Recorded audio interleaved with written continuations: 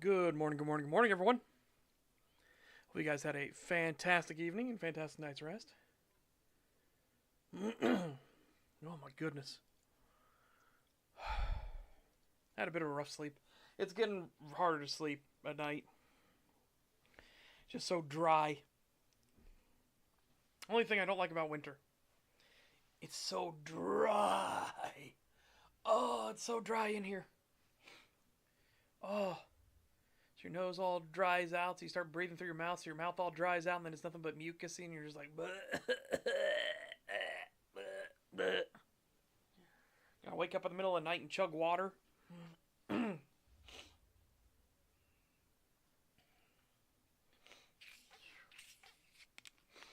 to get a humidifier to put in here.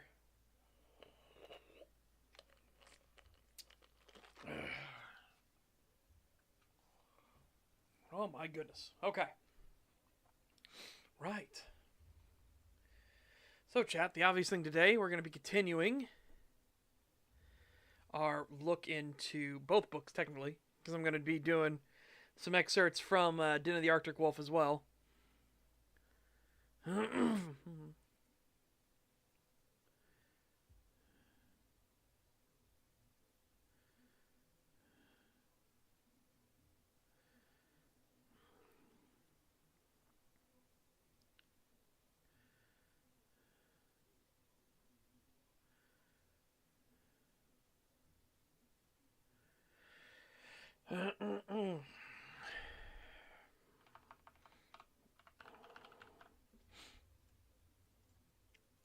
Okay. Yeah. Whoop. Switch over. Okay, so let me stop this chapter first. Stop this, but let's do some chitty chatting and everything too. I'll re-edit this. Properties. It'll be chapter 4 when we do it. For now, take that off. Okay, so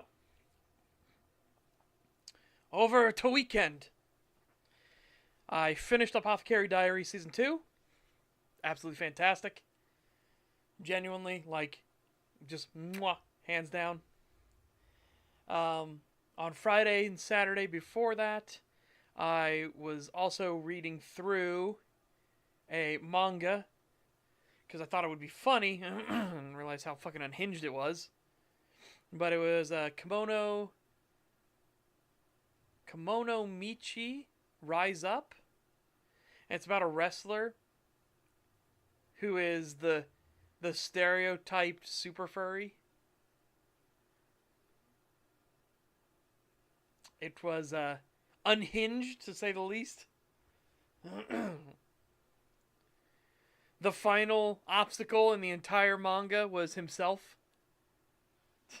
He was the final villain all along that needed to be overcome so the world could have peace. It's like, oh my god. What an unhinged, like, it started off a chaotic, weird thing. It ended in a chaotic, weird mess. Very, very strange. But yeah, watched the first episode of Frieren, obviously the new season. Really fucking good. Really, really fucking good. It's gonna be another good vibe.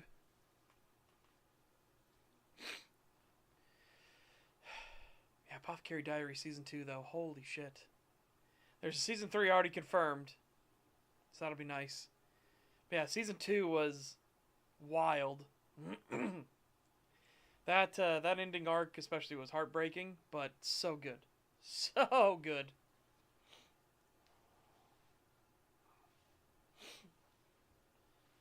And what's the moral of the story for Apothecary Diaries?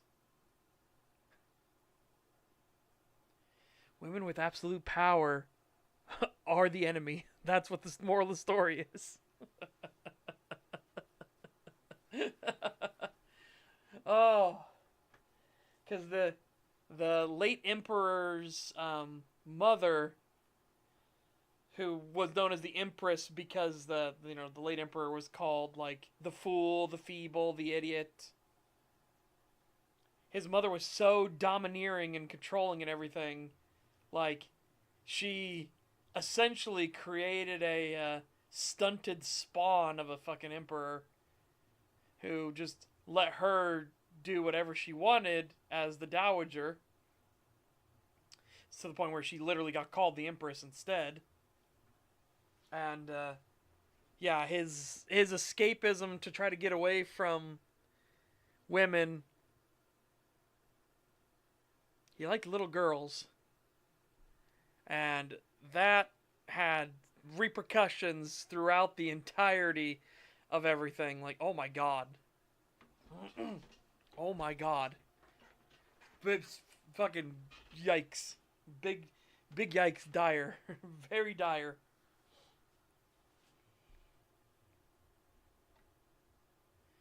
Because they handle it, they actually handle it with, like, the disgust, but they show the ripple effect of that, like, resentment and hate and everything like that, and why so many plots and schemes are now directly related because of that. Like, oh god. It's pretty brutal.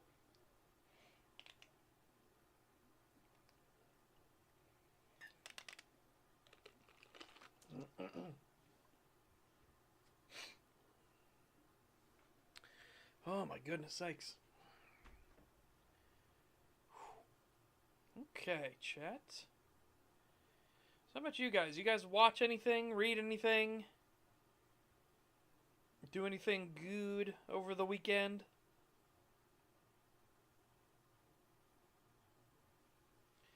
Oh, I sit here and itch my ear like crazy.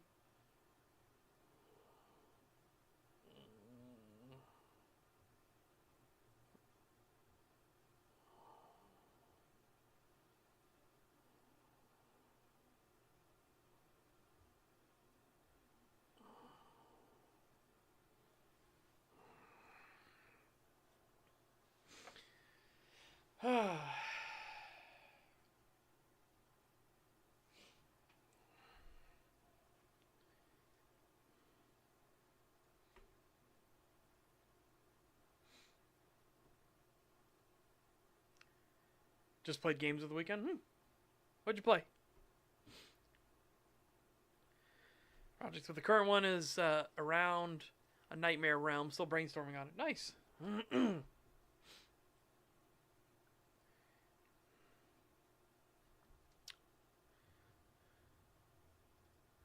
There has been a funny new meme I saw I want to show you guys. How much is...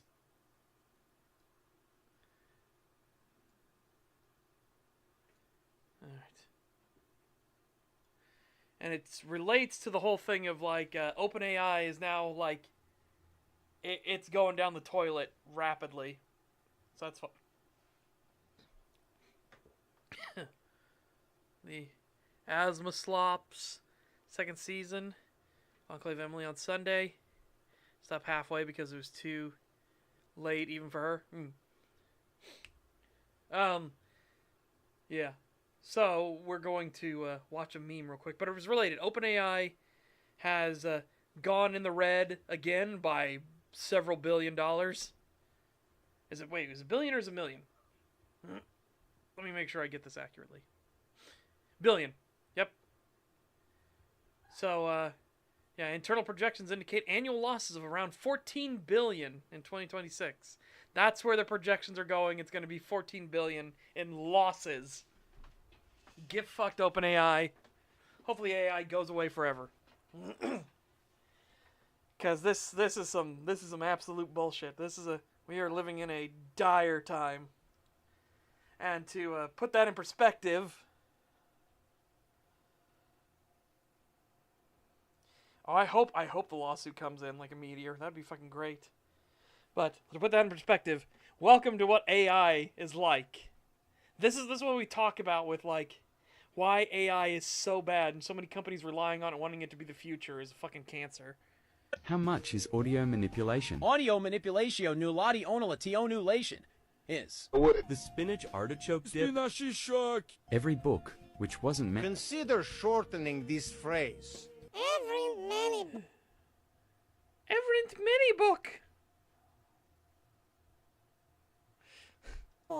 The shape of Earth's surface beneath the... The Earths. As a lawkeeper of international... I look forward to connecting with you soon. Want to sound more personable? Left is set look forward to Fritler with you soon. Are you serious? Wasn't the objective. Change the verb form to bend. To bend. Thanks for the heads up. For the head. Announced. It seems as Thanks for the head. For the head. though Baby. past a certain point and will... Car. I sit in silence to get inside. My life, my family, my mom. My mom. enough hours Change the punctuation. We're a ray. was rough. We're Ray. This was mind-numbingly annoying. Want to sound less negative?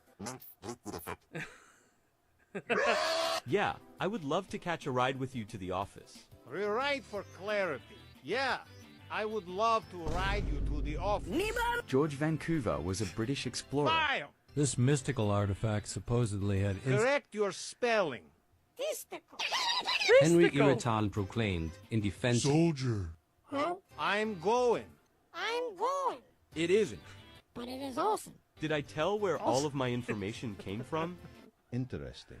Kinetic chicken nugget groupier. The more the likelihood of getting cancer of the hepatobiliary system, the liver, gallbladder, and bile ducts. Bile is meant to carry away waste, according to the A word may be missing here. The bicycle. The As bicycle. it just so happens, I am cat sitting in Greenpoint this I week. am a cat sitting in Greenpoint this weekend. Just how much that... How How much is audio manipulation? Audio. Yeah. Remember, the fact that AI hallucinates only 50% of the time is considered a huge improvement. And for anyone that doesn't know what AI hallucination is, it's where it will just randomly, like, make up shit itself. It literally just has, like, moments of mental retardation that it spits out. It's like, it only does it half the time. Keep in mind, there are morons that actually ask ChatGPT for stuff. Okay? Like, and I don't mean like, hey, ChatGPT, I need a bunch of, like, names or, like, synonyms for this. Stuff that's inconsequential. There are people that are trying to ask, like, ChatGPT, everything's currently on fire. How do I do this? It's like, no, you're a moron. You're gonna get killed. Oh, yes, I saw that. I saw that where the dude's like, hey, yo, what the fuck? What the fuck? Why is it $150 or something like that? And then the AI, like, recalculates stuff like that, and it's like, like $200 million or something is the bill, and he's like, what the fuck? Because, yeah, no, just absolutely fucking dingus level.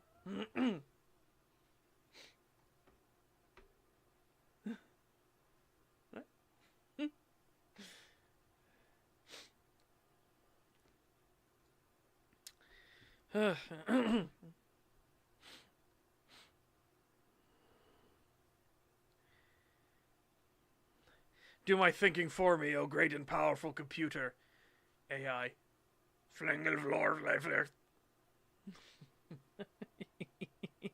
Pretty much. Pretty much that.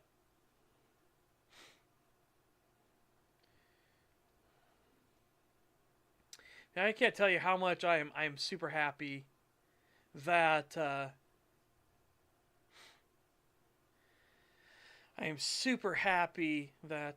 OpenAI is having problems.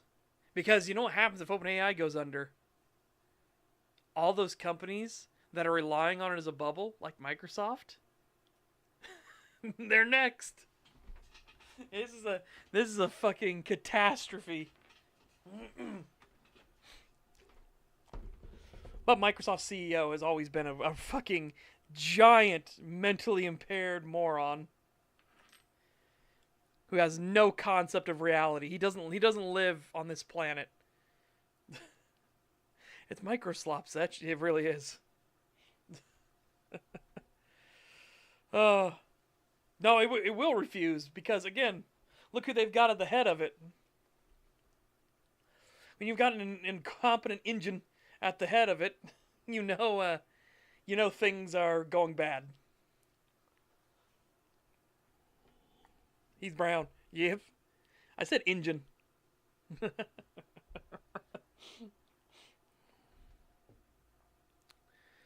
Not calling Microsoft ever again. How about microflaccid? Microslop is such a good one, but microflaccid, I know it seems more insulting.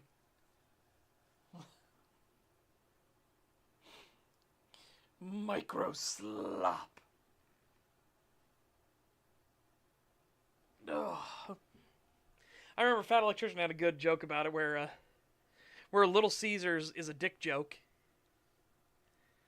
And he's like, oh, you know, that's probably why they named it Microsoft as well.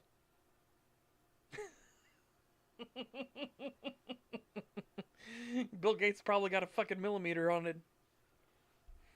Also, fuck Bill Gates in general, too. What a scumbag piece of shit.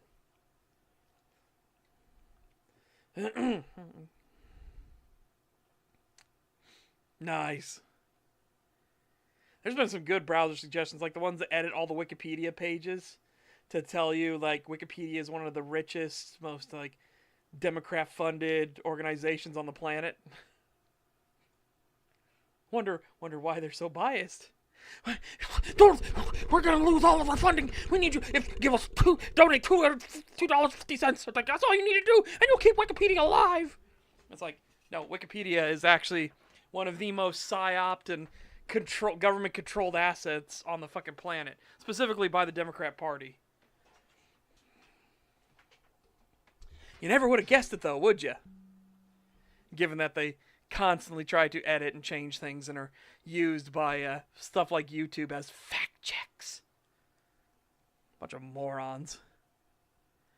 I'm still annoyed that at YouTube's whole, like if I search for something, so I'll just do Fat Electrician reaction.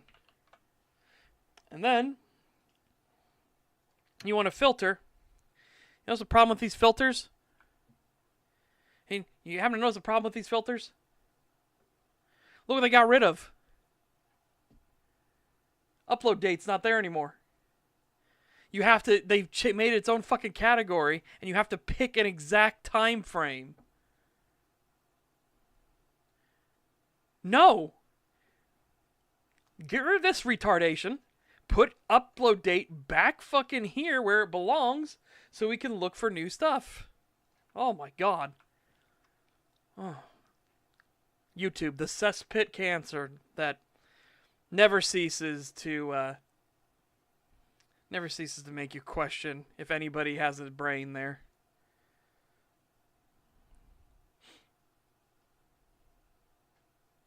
Yeah, 2 years ago doesn't exist, I guess. Yep. Oh, you have no idea. I fucking hate YouTube.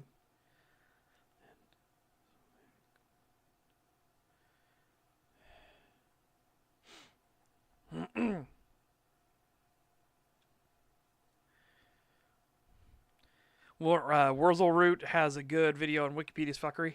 I'm sure a ton of people do, because it's so blatantly obvious, right? It's so blatantly obvious. Okay, first off though, let's get towards the main event.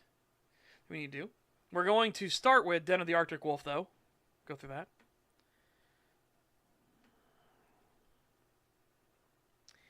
And yeah, we'll go from there. So let me go back with a little bit back towards what we had read already. There lay strewn across the floor were dozens of bodies of various species.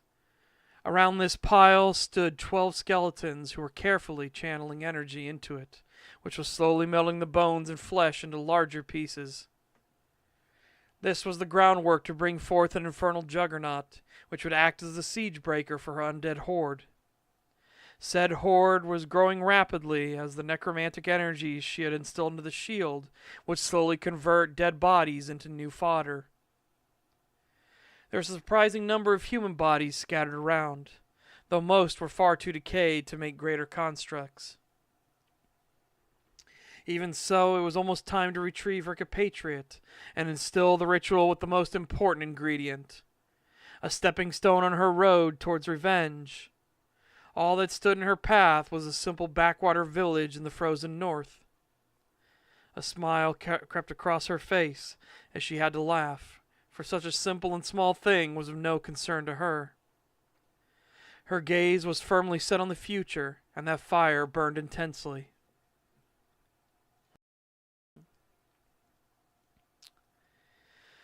David lifted both bags of salt by their handles and carried them over to the pallet that the group was using. The first layer was laid in one direction, and then the next was turned 90 degrees and laid.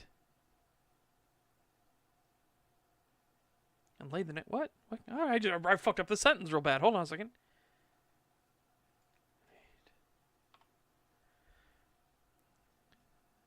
There we go. I don't know why I had the next in there again. The first layer was laid in one direction, and then the next was turned 90 degrees and laid so as to add stability to the entire stack. For now, they had gotten 20 bags onto the pallet, for they had only just started. That sounds a bit weird. Okay. At the moment,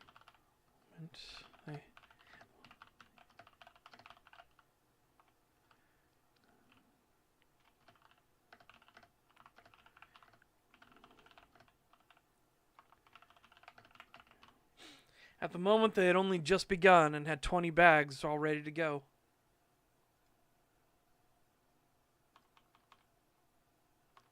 Let's get rid of already.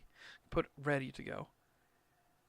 So, David started to ask, as he placed the bags into their appropriate configuration and turned back towards the display. May I ask you a question, Alex? Depends on the question. Man replied as he put another 2 bags of salt himself on the pallet, with Deputy Corey assisting while Derek was off checking for other salt to take and use for purification purposes. Well, I was curious about you, Alex. So many here, in fact a seeming unanimous consensus, wish for you to be the chieftain. Alex stopped for a moment and then stared hard at David before looking at Corey Vander and waving an arm at him multiple times to emphasize it. I figured he was in the know about it all, especially the way the sheriff spoke of him. Only since yesterday, Corey said without missing a beat as he passed by both David and Alex to continue working. Spirits, please. Alex carefully pinched the bridge of his nose and closed his eyes as a sigh escaped him. Well, since the field's been dug, I suppose, I can answer a bit. I came from a tribe far to the south. I was a second Talon, but showed exceptional promise, even to the point I was being considered for Mott's. Second Talon? Mott's? The deputy asked as he continued to carry bags of salt, with the other 2 finally joining him as they spoke. David was the first to answer. Our people have a ranking system. Wolves have a familial pecking order in the wild, while in captivity it's more exaggerated. We have a similar system, but also done through rank, which is our mundane side's influence. First, you start off as a pup, and when you prove yourself, you're made first Talon.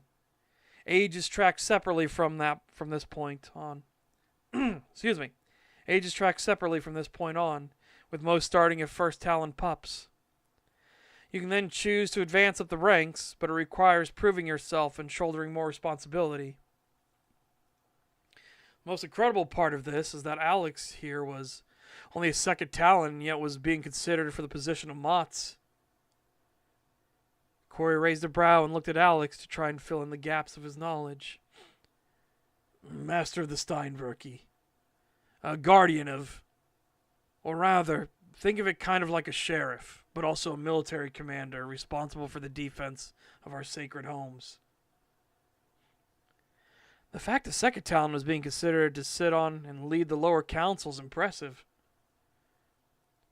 More and more salt was piled onto the pallet until Corey hefted the final 2 bags on. There we go.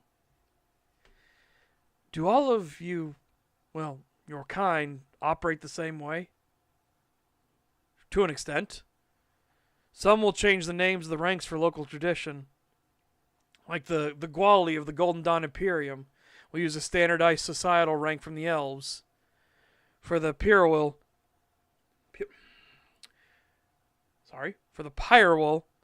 of the Dwarven clan holds, we use metallurgy as our ranks. Not sure about other areas like the Sahir. David scratched at his cheek and thought before he shrugged soon after. Gwali and Pyrewil? Gwali means monster wolf in Elvish, while Pyrewil is a compound word of pyrid, fool's gold, so falsity, and wool or wolf, so false wolf. Though most in the clan holds will just say werewolf these days, since the term werewolf came across the oceans in various media and entertainment from Rosentia. Werewolf and not werewolf? Blame the dwarves. David gave a soft chuckle and then nodded his head. Here we go. Ane du fermok. Oh my god. Ane du fermok ut trubakastamaken. The deputy grumbled, but it was Alex who smacked David in the back of the head. Stop taunting the poor man. Back to your question, though, David.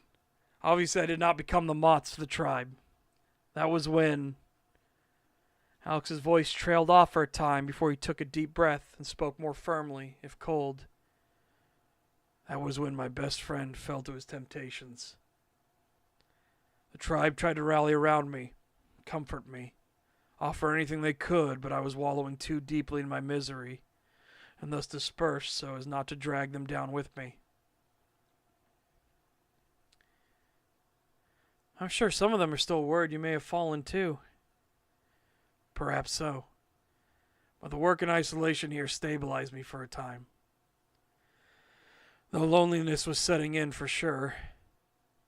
Alex walked over to the pallet jack and flicked the trigger down before he started pumping and raising the pallet off the floor. I didn't see what Richard saw. I was too busy keeping Eric alive. He said you were spiraling though, and were about to fall off the edge if it hadn't been for that woman. Corey wanted to speak up, but his sensibilities held his tongue, and he quietly stepped to the side. Aye, she did. Hilda and John had both warned me for a long time that my isolation, while a good thing at the start, was now lending strength to the sin I was avoiding. And because I was so shut off and isolated, even feeling the base roots of it, just the desire for company was becoming an allergen. Alex finished jacking the pallet up and folded his hands atop the handle of the jack before nodding his head. His eyes were looking through the pallet and floor at something unseen. They're correct. David placed a hand on Alex's shoulder before he offered a smile. For fear of the monster, I became afraid of the dark in which it may dwell. You had said lust was your sin. That's because you chose such a strict isolation from it. Even a small yearning for companionship would seem to be an unrecoverable transgression into that very sin. You know, you're smarter than you look. Oh, thank you. I blame my litter mates. I was the runt being a goothy, and they were all greater moons. Might not be much for preaching. My area of expertise is healing and dealing with spirits directly. The deputy quickly interjected as his curiosity was piqued. His poor manners to listen in on a conversation, but he was still new to all this and wanted answers. A very human thing. Not to interrupt, but that part, about spirits. How common are they? I mean, Rosentia has a lot of festivals and shrines and, well, actually very common. David stepped over towards Alex and took hold of the pallet jack before nodding his head towards the front door. The group slowly started to gather and head to the front of the general store from the back room and the displays. If you want exacting, spirits are all around us at all times. some more hidden than others. At the moment I can count 15 or so spirits that are inside this building, but there are likely more that want to remain concealed for any number of reasons. All the time? Corey's face looked flush, and he looked around himself nervously. Yes, Deputy. They've likely seen you shit or pleasure yourself. If you have a woman, they have very likely seen your time with them as well. Because we can see many of them, and interact more directly, we can impose a bit of privacy on them in our lives. For you, though, well, congratulations. You're very likely the center of some spirit world gossip in some capacity. That is very... Alex stepped up and patted Corey on the back to draw his focus. Relax. The overwhelming majority of spirits are not sentient. Just figments of things, maybe even wisps. It is best to just go about life as you always had before. After all, they hadn't done anything to you in the past, correct? Alex offered a smile, but inside he knew that it wasn't true. Spirits were meddlesome things that would affect even mundane people of the world in subtle ways. Well, now that I know that they're watching, won't they know that I know? Before Alex could speak, David jumped in. Absolutely. McGoothy was quick to smirk and give a thumbs up, even as he pulled the heavy pallet of salt bags behind him. Think of it from a different angle, though. You are privy to the inner workings of the very world itself. Do not gain fear of your sight because you cannot perceive all that is there. Instead, rely on yourself more, for you know who you are, and that is what matters most. It was clear Corey wasn't that put at ease by the assertions, but at least he wasn't freaking out. The mood, though, was clearly lesser than it had been while they made their way to the front doors of the general store. It was at this time that Derek showed back up with a cart filled with refills for table salt. The other three could not turn their gaze away from the man, though, as he held a very different item in his hands while pushing the cart forward with his elbows. What? Another crunch came as he took something from the bag and slipped it into his mouth before biting down. The three other men looked at him for a long time before he suddenly clocked on and raised the bag up. A bag of dog treats. I was always curious, you know. Dog spirit, see a lot of dogs beg for these, and, well... Even as he spoke, he fished another out and brought it to his mouth to begin chewing on it once more. He then looked at the three others and offered the bag out towards them. No taking.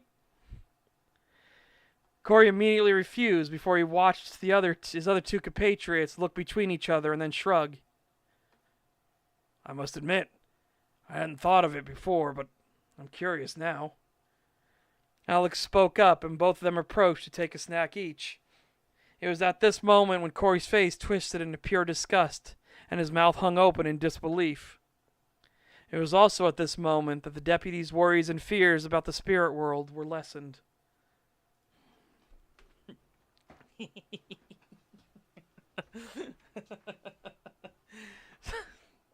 Sorry, I like that. That was the one that it made me write in literature and everything. I was like, I like doing these little like small jokes and things like that because it's just funny.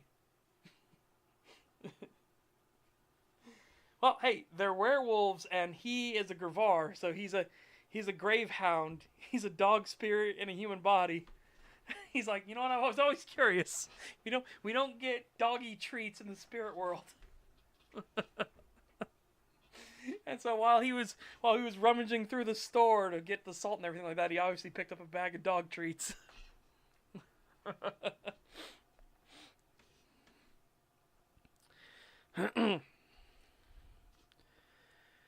The road, a certainly charitable description of the current passageway, wound its way close to the mountain and up the side of it steadily. Soon enough the trees began to thin, and the truck had to come to a stop, for the pathway ahead was so narrow that it had no hope of fitting. Thus the three men disembarked, along with 4 reptilian figures that were each armed and armored for their task as shield sentries. The entourage advanced down the path until it opened up in a cone with multiple manned gun emplacements and a heavy gate that sat recessed between two gun towers. While the exacting nature of the entryway varied based on geographic location, the entrances that allowed ingress into a dragon's home were now heavily fortified. Even over 100 years after the Third World War, those defenses were never allowed to slack, instead getting more thorough as new advancements came along. This was also Richard Nandrew's first time interacting with a true shielding spell, which covered the entire entryway past the fortifications. No measure was too extreme for the Dracmol kind to protect their Dracoran masters. Tales and fables of the oldest worlds describe the relationship between those with the blood of dragons and their dragon masters as one of servitude to a greater power. Meraxus rocked the entire cosmology of the many worlds and established a new norm by cementing and codifying the practices of the primordial Yadarix. Dragons after Meraxus and Yadarix would instead tend to their dragon-blooded lessers and encourage their growth and advancement. Through this, the lessers would rise and gain skill and ability and create such incredible wonders and dens of stunning opulence for the dragons. Thus, a dragon's horde looked all the greater for the power that their lessers wielded directly reflected the strength of the master. A concept that was lost on dragonkind for a time, until they would meet Meraxus and see his horde. Yadarix had understood the principle, but not the exact. Excuse me. Yadarix had understood the principle, but not the extent, and his was a magnificent city beneath Averyl's surface. Meraxus' holdings, though, were on an entirely different strata, with advancements so profound that it made the very gods of Averyl fall silent in awe. Many Wolverine, many shifters of all varieties, dreamed of getting to see the original world that birthed their kind. Here on the planet Saren, things of the old world had long been established as normal. Thus, the incredible fortifications and weapons and armor the Dracmol kind carried in service to their master. The very concept of the Shattuck, or shield units, shield unit. I need to fix that. All right. Thus, the very concept of the Shattuck, or shield units spawned from the very magical shields used to anchor the defense of their homes. Said Shattuck were currently training all their weapons on the approaching group before the others waved them through. Open the gate. These are werewolves coming to entreat with apprentice Garrix. One of the kobolds next to them called out, one in red scales with black striping. It was clear this was the scale patterning for this particular clan of Dracmol kind. On whose orders? Came the response from the nearest gun tower. Shield Commander Vidic.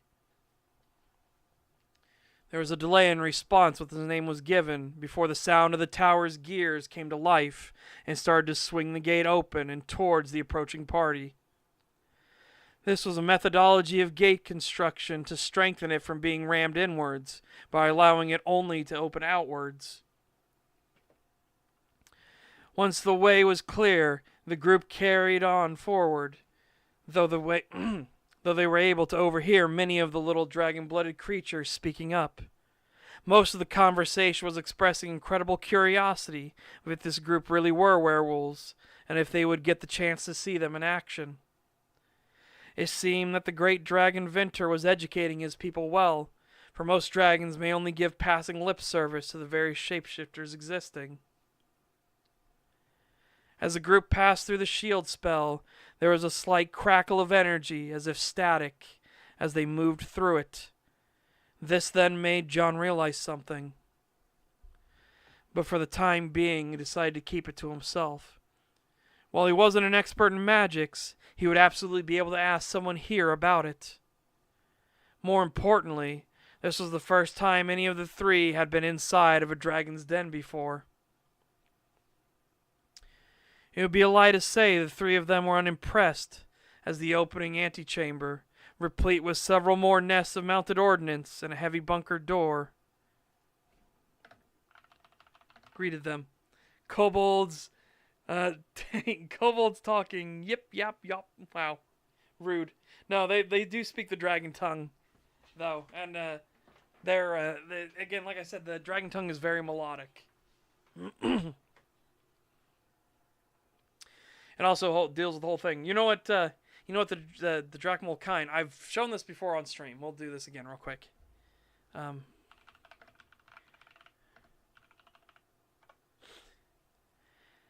We've done this on stream, but the Drachmal kind basically emit sounds that are reminiscent of what the dragons do when they're very young, when they're hatchlings, right? So when a dragon is a hatchling, it will emit certain sound that, like, lets its parents know, like, attention, I need attention, attention. It's the, like, baby's cry, right? But the dragons emit this, and the Drachmal kind as part of their, like, as part of their thing, as part of their, like, evolution, they emit that sound quite often, so it puts dragons at ease. But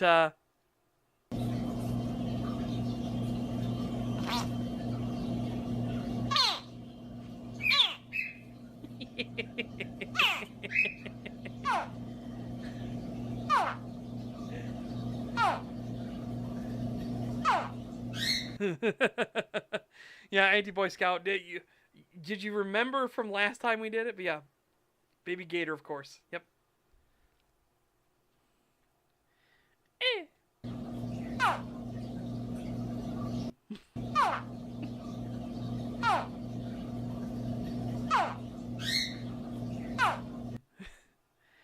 So that's kind of like helped endear them even more, because that's what the Drachmal kind, they just have that little like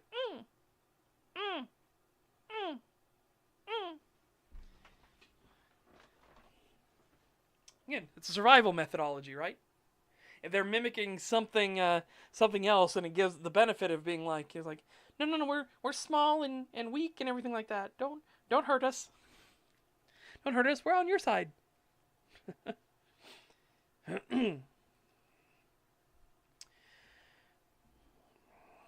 The group came to a halt before the door began to open, with the sound of several heavy thunks before at last swinging inwards this time. Behind the door was an entire cadre of Shattuck troops waiting. Behind them was the retaining wall, as the dragons would call it, ensuring that even if the bunker door was breached, there was no direct line of sight deeper inside. What is the meaning of this? One of the Drachmal kind stepped forward and thumped his tail firmly against the ground in annoyance. Shield Commander Vidic has extended diplomatic visitation to these werewolves, Upper Commander. Werewolves? I haven't seen... But that doesn't matter. What makes Commander Vidic think he can extend permission for diplomatic matters without approval of the Marshal? Before the Shattuck trooper could speak up, John stepped forward and offered a bow of his head. I believe I can explain efficiently. Your outer defenses are being tested by the undead, even if unintentionally, while our town is being threatened directly. This made the upper commander turn his focus and tap at the floor in annoyance more. How very presumptuous of you. Perhaps it's true that werewolves are greedy. I would disagree with that statement, but you haven't seen one of us before. John offered a smile, and some of the Shattuck gave little chuckles in acknowledgement. Alright, that's where we're at thus far with it. So again, the basically defensive force of dragons, so the Drachmal kind defensive forces are known as the Shattuck, aka shield units. Shattuck means shield in dragon. So the Shattuck units are what they do, and they have their own like ranking structure and everything.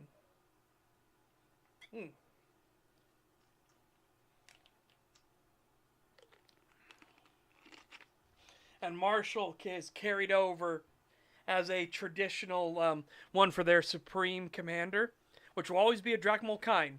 A Drachmalkine will always be the supreme commander of the forces that a dragon commands.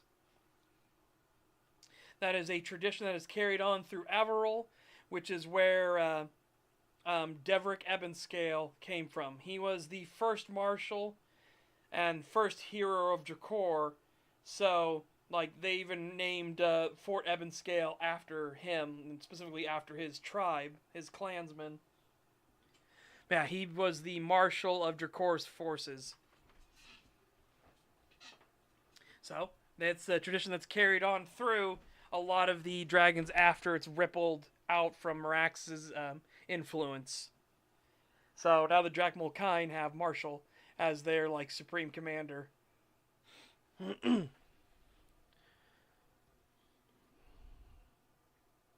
Okay. Yeah, there we go. Like I said, a little bit more for Den of the Arctic Wolf. Like I said, I personally like the joke about the Grave Hound, Derek. He's checking out some lovely dog treats. You know, dog spirit. And I always see dogs begging for these things. I figure, well, what the hell? I'll give it a try. And he actually likes them.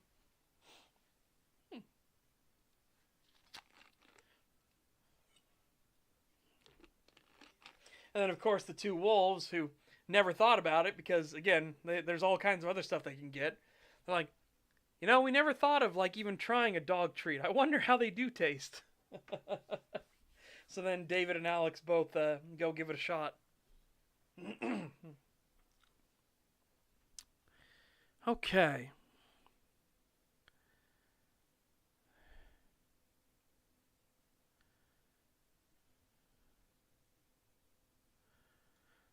Okay, well, I need to fix some punctuation here.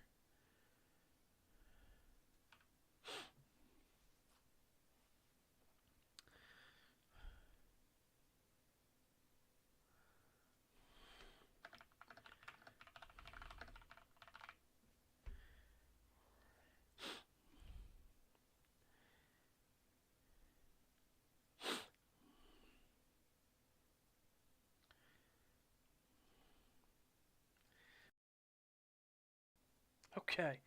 Turn this back on. Boop.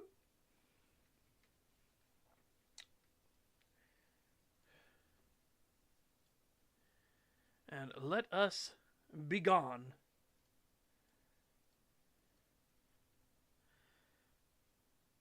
So again, we're in Chapter 4, Questions. I think Chapter 6 I'm going to have to do a big rewrite on, though. I know that for a fact. Chapter 4, Questions. William paced around the loading dock as one by one the bodies were carefully reassembled, as best they could, to try to find the death toll properly. Yet too many of the pieces were just unknowable, if not outright missing.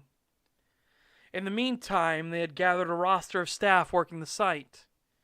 2 were accounted for as they were the exterior team, charged with gathering food shipments and delivering it by utility truck that eve. The small size of each black site was to its advantage. You didn't need massive deliveries of supplies, and thus to explain why a semi, or worse, a military truck would be traveling down some backwoods road to nowhere. A single pallet of food, broken down and placed into a random utility truck, would easily be mundane enough for people not to care.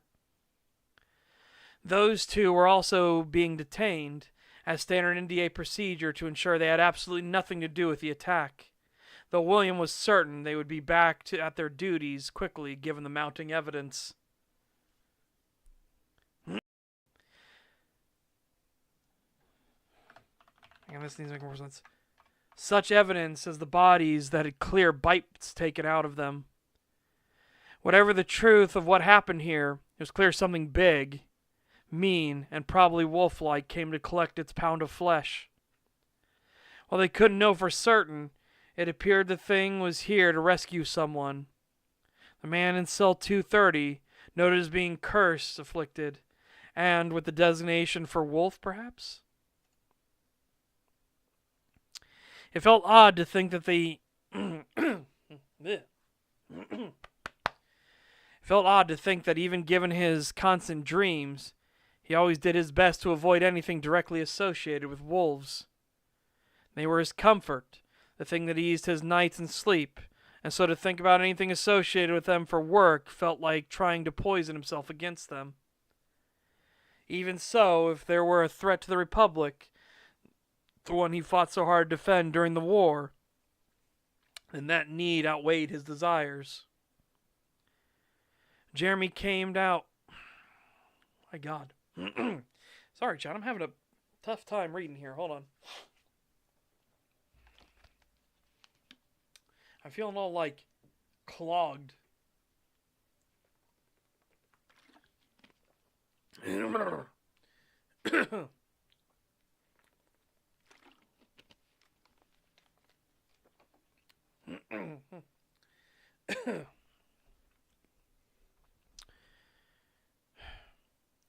Jeremy came out and joined him, settling beside and offering a cup of coffee over to his friend.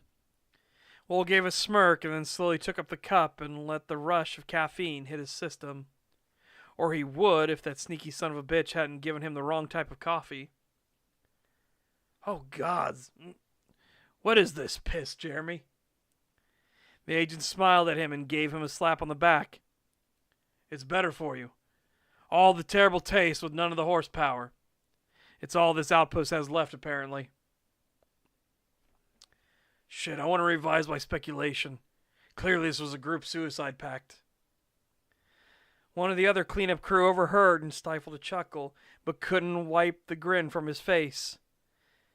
In the meantime, William set the horrific abomination of bean water and tears aside. Well, I got good news for you, Will. Samantha is heading out this way with her team to help piece this all together. William couldn't help but perk up at that, which Jeremy clearly noticed based on the grin carving itself over his face. He had long tried to deny such, but it was clear to everyone, including himself, that he genuinely cared for Samantha. Oh, well, that's... When are we going to ask her?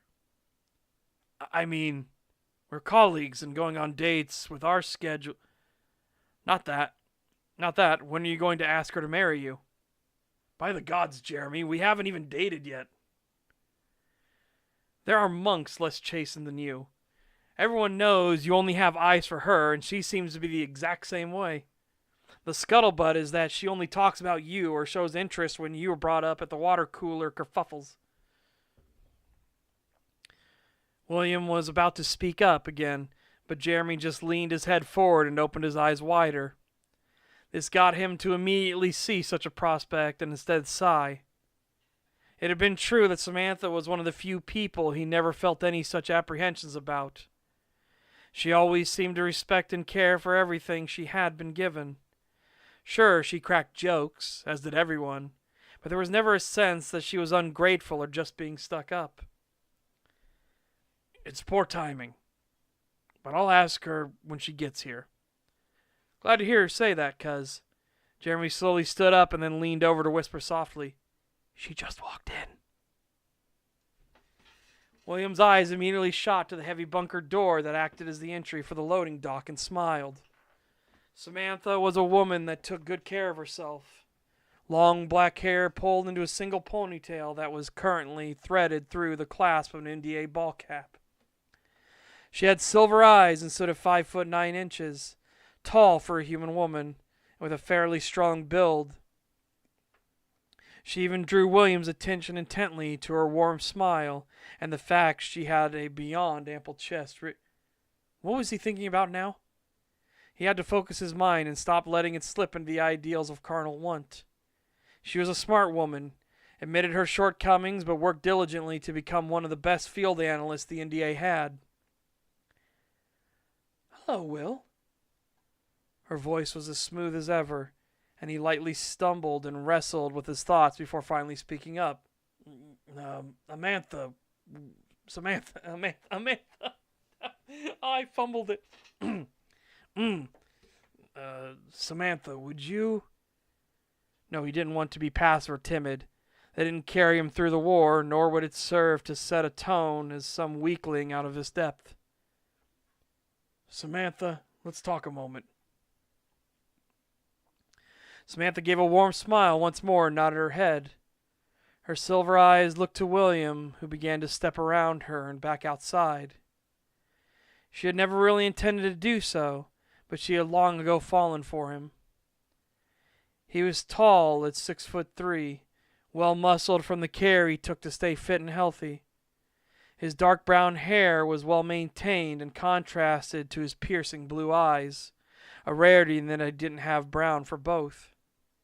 His beard was neatly trimmed and kept tidy through great effort, and she had to admit he always smelled incredible. Such a silly thing to take note of, and yet it was often one of those unspoken things that could draw you closer to someone.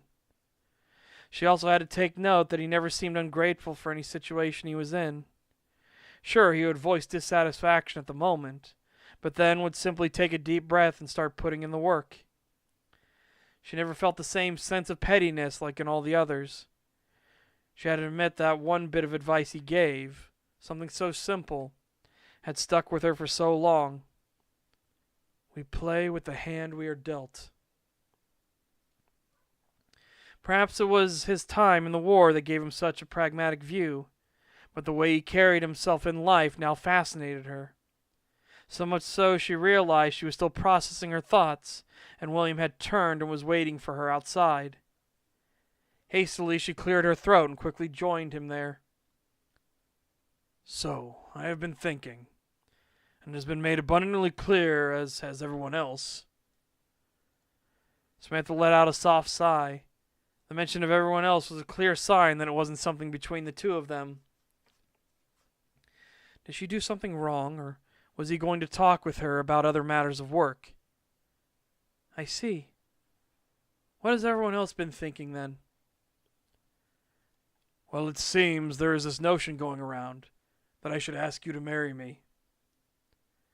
Samantha froze for a moment and then turned her entire focus to William.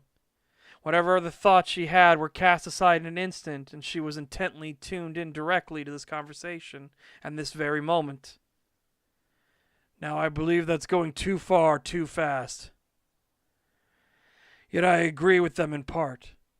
Samantha, I would like to take you out for a night on the town. Many if I were to have my say in the matter.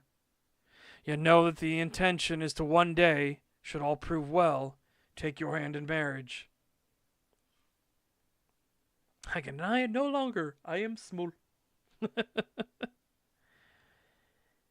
She couldn't answer him. Why wasn't she answering him? Why was she just standing there? She felt her cheeks flush and her breathing get faster, and yet she was not moving or doing anything. She internally started to panic. William, for his part, looked at her intently.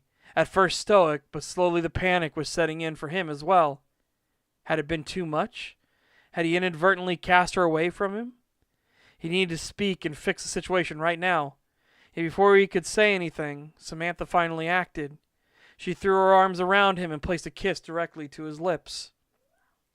The lights on the pickup truck... to his lips. Okay, hold on. The lights on the pickup truck were of superficial assistance with the aid of Brightbeak illuminating the path. It was as if the Wolverine had their own spotlight, visible only to themselves as the truck made its way down and through the woods. They had recently turned down a more seemingly precarious path, yet it was strange that it only looked more dangerous and run down. In truth, Michael could tell this path was used often, and though it was winding, he could see the deep ruts of tire tracks as if something was carrying cargo down it. All the possibilities started to run through his mind. Given what the spirit bird had said, it was likely that Smilers were involved in this whole mess. Yet this then turned to another question. If Smilers were involved, which ones were they? How deep down the corruption had they fallen? Given Monty was involved in this, it couldn't just be your basic run-of-the-mill crazed Wolverine. No, it would be something truly terrible. Perhaps one of the sadistic archons themselves. A 5-talent elder glutton? Maybe even a full-on dreaded hellhound. I need to rewrite this. This needs to be rewritten. it's giving the wrong impression. So, needs rewritten.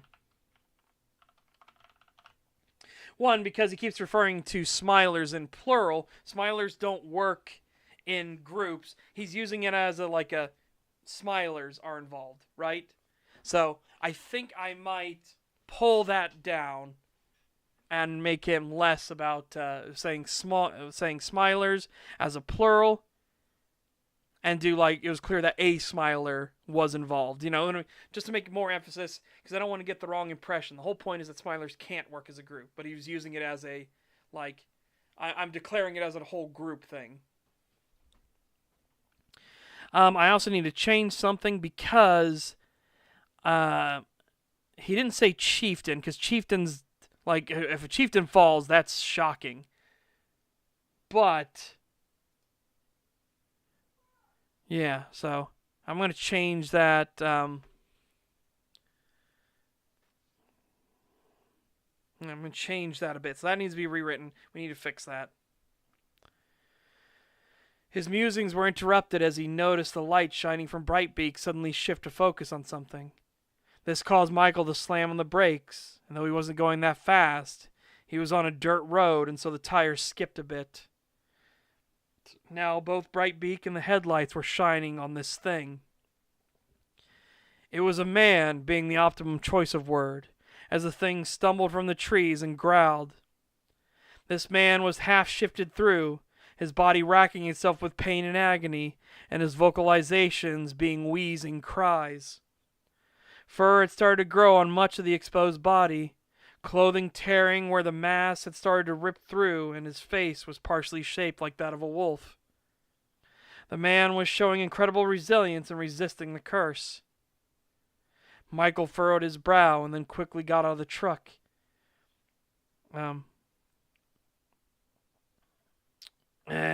He quickly came. He rushed. He rushed over to the twisting thing and was about to speak up when Brightbeak called out from above. Gah! Keep it away! Unclean! Accursed thing! Keep it away! It was certainly a false ulfer for sure, one that had been afflicted with the curse of the Wolverine. Such things were a mimicry of a true Wolverine, but useful as fodder and to cement false impressions of the Wolverine species. False ulfers suffered the bane of silver fully, for they were not meant to be a wolf-like thing, and thus silver's truth burned and bit at them. Though in an amusing twist, silver mirrors did not reflect the wolf now in them, because that was a falsity, and so these fake wolves could be used to infiltrate into organizations that knew too much and would hang silver mirrors around. The creature turned its focus to Michael, but it was not one of hunger or wrath, but one of pleading, as it even tried to reach out for him. "Help,"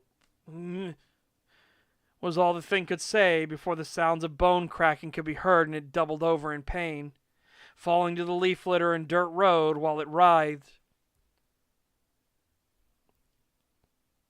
Oh my god, this is another one where I gotta rewrite. Oh my god, did I know I wrote Michael's accent later on, but holy shit.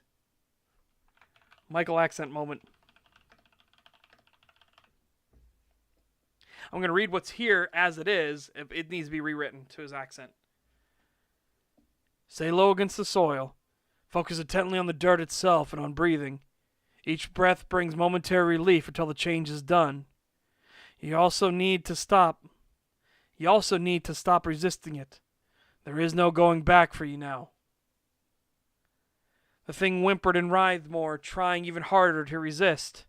It only would extend out the pain and suffering he was in until the curse totally subsumed him.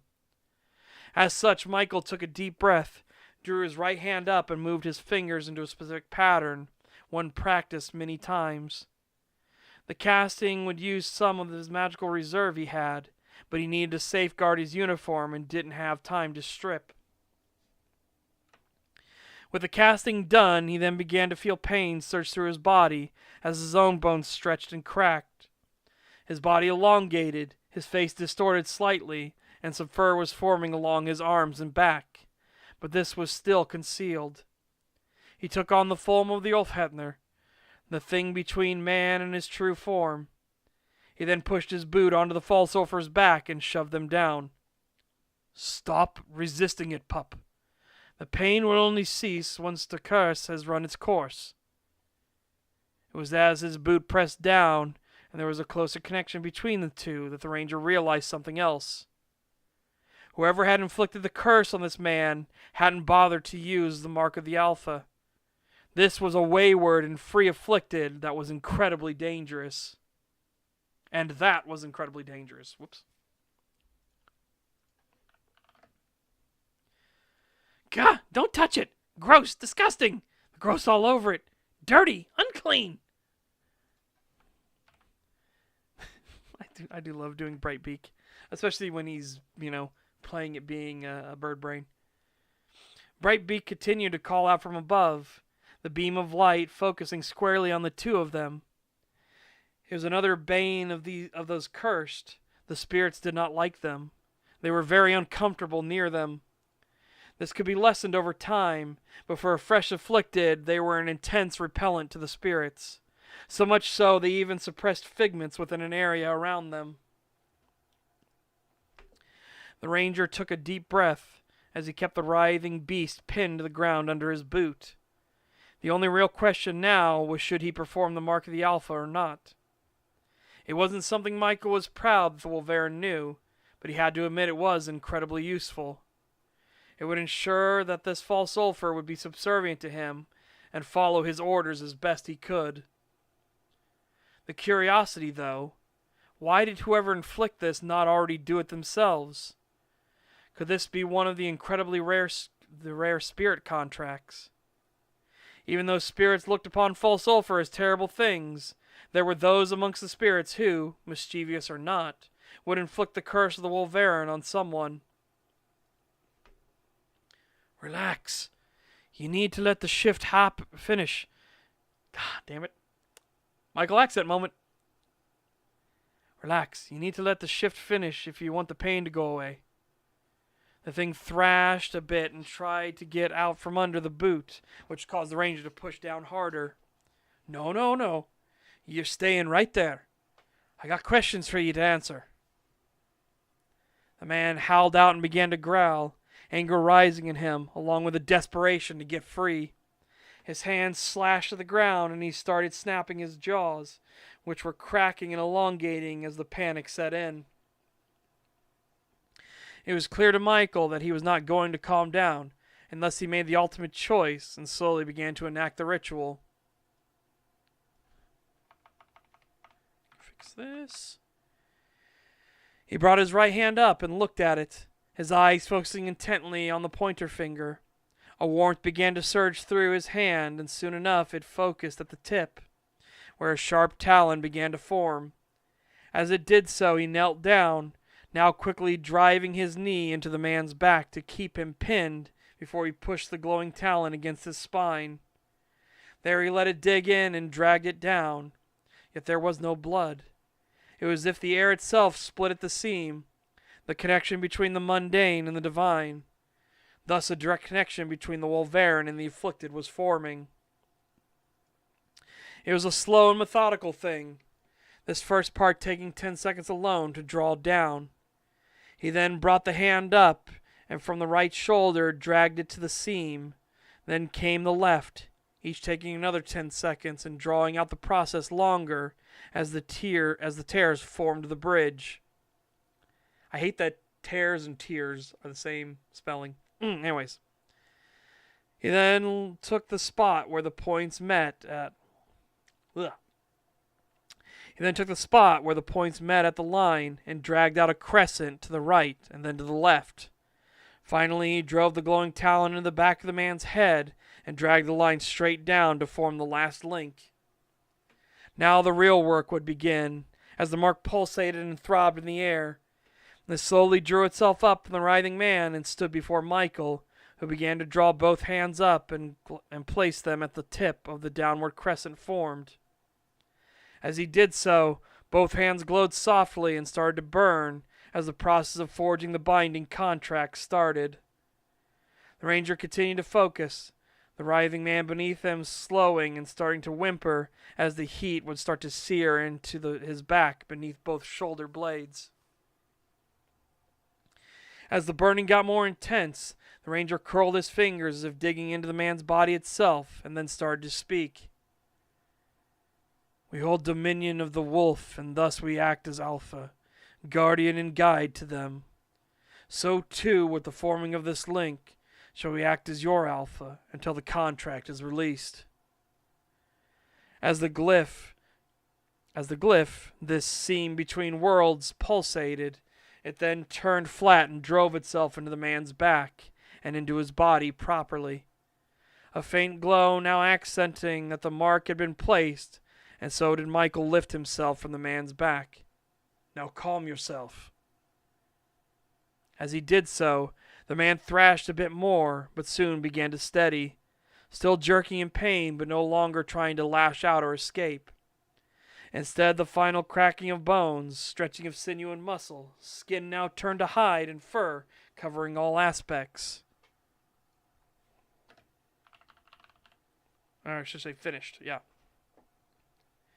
The uniform he had worn was in tatters, barely hanging on from what threads remained, before the false wolf slowly rose from the path and turned to look at Michael. The false wolf stood just taller than the ranger's Ulfhetner form, but was smaller than if Michael were to take his true Wolverine form. Soon the thing whimpered and lowered its head some, as it recognized its superior. Now, I make a promise before the spirits, that I shall release the binding placed on ye some day, but not this day. For now I need some questions answered, and sadly you're going to have to stay like this for a while, before even attempting to go back. Do you understand me? The wolf beast, one that looked as if it came directly from the fables and fairy tales of old, slowly nodded its head and attempted to speak, coming in a rough and guttural form. Yes, I understand. Behind the wolf, its tail was slowly swaying back and forth. A common curiosity of the false sulphur was the strange sensation of having a tail there to begin with, and thus they would often move it oddly compared to normal wolves. Further to that, the mimicry turned his head and reached back to even grab at it a few times in curiosity. Who did this to ye? Michael carefully allowed his body to relax. The pain of constricting himself down and shrinking made him twitch, but it was no longer necessary to draw on some of the heightened strength of his true self. As he did so, the fresh wolf-like beast turned to look at him intently. Big wolf attacked the base. So many screams. So it was one of our kind that did it. Well, where is this base? Down this road. The false wolf turned and nodded his head before looking back to Michael. Can I go back? I'm afraid not. Once so afflicted, there's no going back to normal. Unless you mean going back to the base or back to a human shape. Former is not possible given the situation. And the latter, I recommend not trying for a few days. You've been given greater regenerative capabilities, but your body just damaged itself severely. That pain will be even more going back the other way. So give it time for your body to recover. The man didn't say anything before he started to grab at his face, clawing and pulling at it.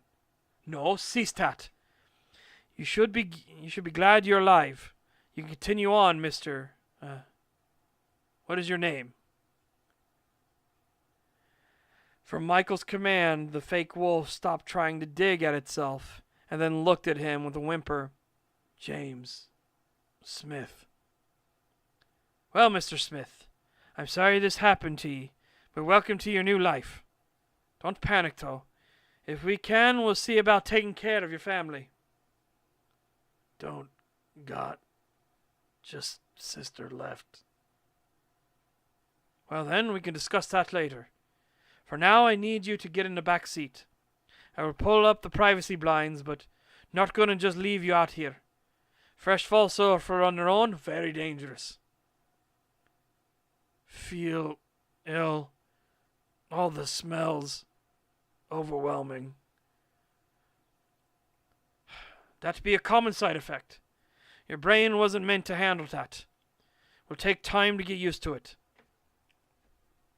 James didn't answer, but instead started to lumber over towards the pickup truck, with Michael getting there first to open the door, just so the new curse wouldn't slash up the truck on accident. The truck protested the added weight, but given the extended cab, at least it was more evenly distributed. Brightbeak, on the other hand, flew down and started grumpily jumping all over the hood. Ah! So disgusting! Should have killed it! Remove it! No more! I understand, but he can give us further information now. For now, let's get back on the road. Please continue to offer guidance. Michael then turned to look at the windows into the back seat, where the mimicry was holding its head. He carefully placed his hand on them and started to enact the rite of foggy glass, and the windows suddenly became more opaque than it had been before. It had been a lesson that a cold spirit had shown him long ago, handy for ensuring such open sight lines were clouded. Brightbeak shifted a bit on the hood and then leapt up to fly into the sky once more, to shine the light down for the ranger to follow. He had no intention of storming straight up to whatever trouble was going on before, but now there was a certainty that he would need to creep up on the situation. While it may not have been his caste, all Wolverine were taught to at least stalk prey and remain cautious before the hunt proper. This had been further emphasized by Marax's teachings that noted only the truly foolish charge blindly into an uncertain fight. Michael just hoped he wasn't being a fool, and thus turned off the lights for the truck, choosing to trust in Brightbeak alone to guide his way. While Smilers would be able to spot the light, it would cut down on anyone else, so give some added cover. So gave them some added cover.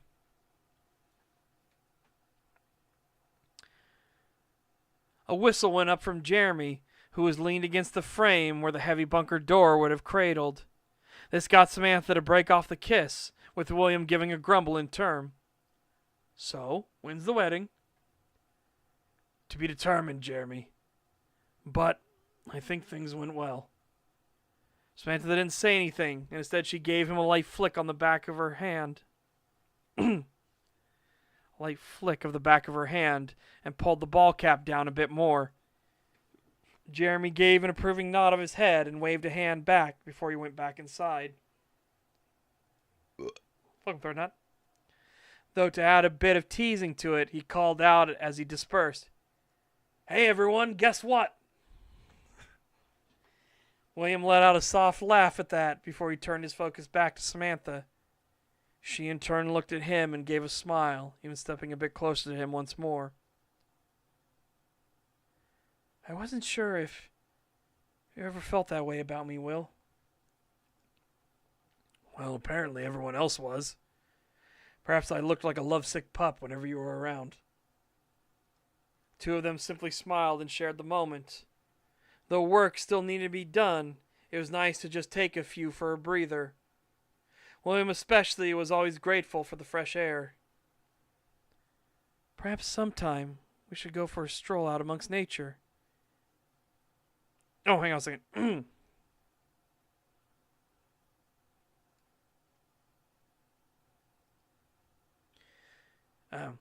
Perhaps sometime we should go for a stroll out amongst nature, if you don't mind something rather mundane for a first date. Not at all. I rather like being out here myself. That's why I made sure to stick to being a field analyst and not getting trapped at a desk. Well, at a desk as much. William gave a nod of his head at that and smiled warmly before he took in a deep breath and looked out at the forest. He then tilted his head some and furrowed his brow, which got Samantha to look out in turn. Do you see that? Yeah, what is that? A pair of them stood there for a time, as off in the distance there was a strange light that illuminated an area of the trees. The light got closer towards the base, though it wasn't a pair of headlights or anything. This strange illumination seemed to be coming from above somehow. The pair of them watched as the light stopped its advance for a time, curious what it could mean, with both of them placing a hand on their sidearms and even starting to move towards the bunker door. As they were about to retreat inside, the light suddenly shifted from showing a spot where a boxy object seemed to be, and now was shining directly at them. The pair narrowed their eyes and raised their hands up to block out the light before retreating inside. Michael looked through the binoculars. His position was far enough back to be hard to distinguish from the trees, but close enough to get good clarity. Yet when Brightbeak shifted the light to shine directly at the intended destination, he watched the pair of people outside raise their hands up to cover their eyes from a light they shouldn't have been able to see. Unless they could, and that thought filled Michael with a sense of dread. All right. Yeah, so that one, I think chapter 4, we're going to have to do some editing for here pretty heavily. But that is the end of chapter 4. Again, I need to change the one to emphasize that smilers, it gives an impression of plural, so smilers might work in groups when that is not true. Michael would know that's not true. So his sort of like internalized thoughts shouldn't be doing smilers. Again, there's nothing that contradicts anything. It's not anything that needs to be like, oh, this needs to be fixed in that way. But there's too many of this. Given that the spirit bird had said it was likely that smilers were involved in the whole mess. Again, not emphasizing that multiple. He's just speaking about the entirety of the fallen, right? But even so, I think it gives the wrong impression. I think it might make people think that smilers can work in groups, and they absolutely cannot. Man, what about your guys' thoughts? And I also have to fix all of Michael's accents, because holy fuck. Accento.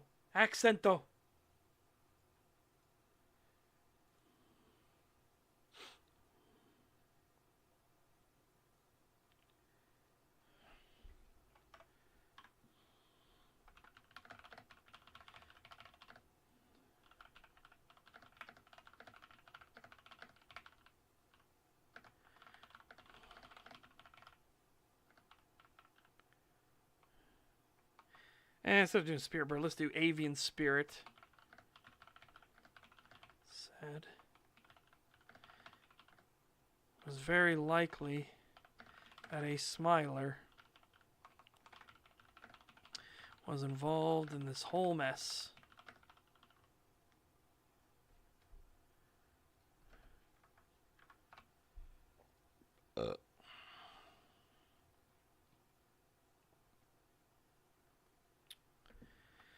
This then lent itself to the next question.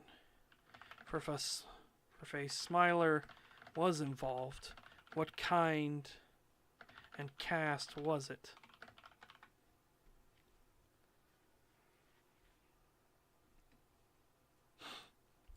How deeply down in their corruption had they fallen? Given that Mani herself was involved,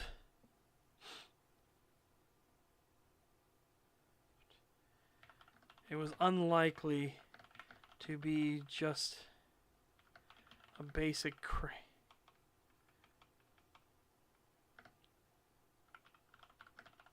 a fallen Wolverine madman.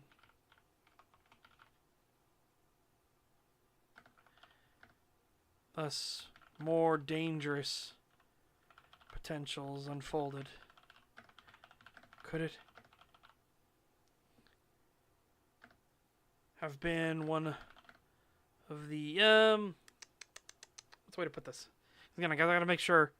I don't want to give too much away too early.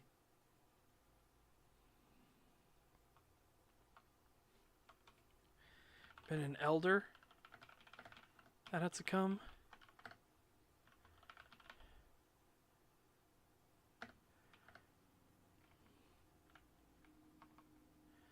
Perhaps it was a wrecker or Yalderskald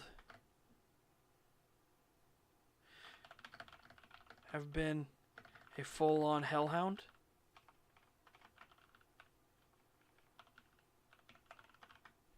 Okay, there we go. That fixes it.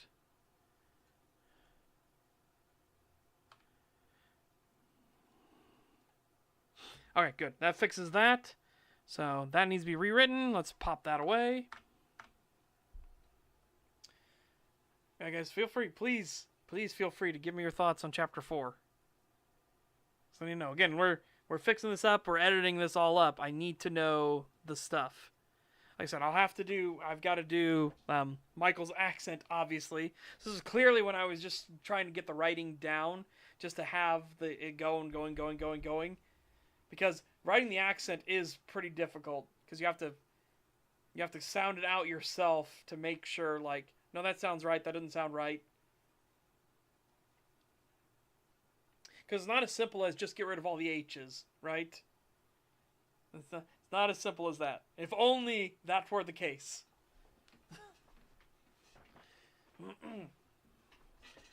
I just got here. Can we start over? I mean, we started at Chapter 4. But no, I don't want to start over fully again. But again, how was the dialogue between William and Samantha? Like, was there enough good setup of it and everything?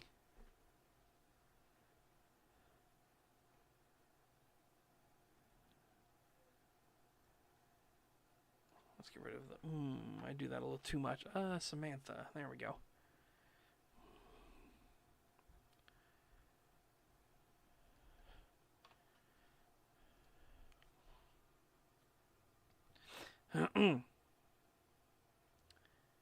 Nope. Nobody's commenting. Which is frustrating.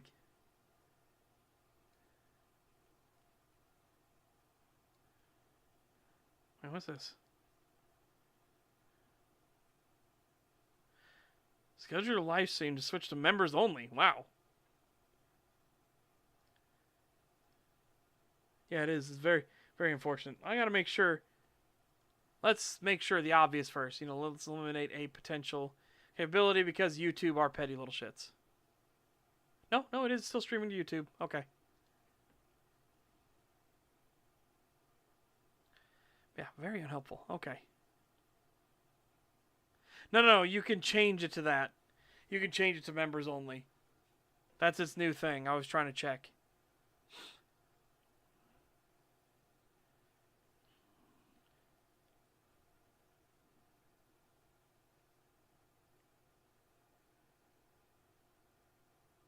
No. I said it was new. Okay. Alright, so I guess I'll have to just go through Chapter 4 myself then. At a later time. But yeah, I've got to fix Michael's accent. Obviously, that's got to be all changed. I know Chapter 6 is going to need rewritten. But I guess let's move on to Chapter 5. I think I want to rewrite the way the mark of the alpha is placed in. I think I've over-explained the mark of the alpha too much, and how in the exacting nature of its details. I think that's a little too long-winded. All right, so Chapter 5. Boop.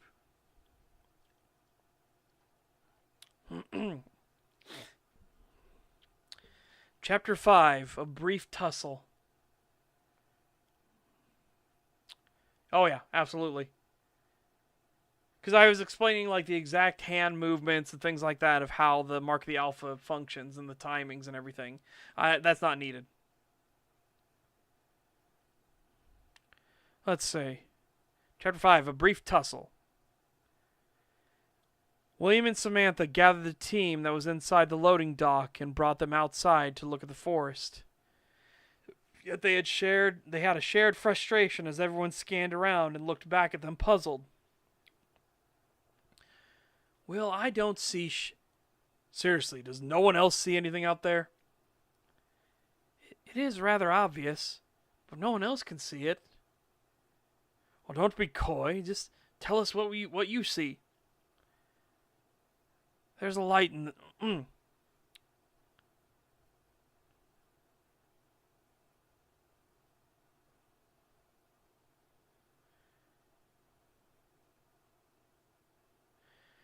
There's a light in the distance. But maybe the two of us are seeing things. Samantha turned to look at William for a moment, who gave her a slight nod to try and get an understanding across. I guess you just wanted to be sure, yeah? Indeed. Appreciate it, Jeremy, Taylor, Andrew, Anthony. Sorry to drag you away from your thrilling work for a moment. The group let out a chuckle and then turned to go back inside and back to their assigned duties. When they all ducked inside, Samantha finally spoke up again. No one else can see that? She said while pointing for emphasis at the big glowing circle, now once more pointed at the forest. The pair then watched as it began to retreat away from them with some haste. It seems so. Well, now we need to mark that away as something odd. Did you catch sight of what was shining in the light at all? It looked like a bird. What kind of bird would do that, let alone could? I didn't see the bird at all. But that light was unmistakable. So, we have a bird-like thing that was, what, leading a trail in the woods? Then looked at us and now leaves? Only the pair of us can see it, that we know of, though we didn't check everyone from all the teams inside. You really couldn't see the bird, Will? It was pretty obvious when it was the only thing casting light. I couldn't. The light looked as if it was coming from the air itself. So we can add that to the mystery. You could see the bird and I could not. But both of us could see the light. William let out a grumble as the pair of them watched the light get further and further away. Well, the NDA warns us the world is a lot stranger than we would expect. Perhaps we can add this to our date plans. I agree. Find out whatever the hell that was is a mystery to be unraveled. Finding out, whoops. A burb stole a flashlight, don't question it. One that has 10,000 lumens.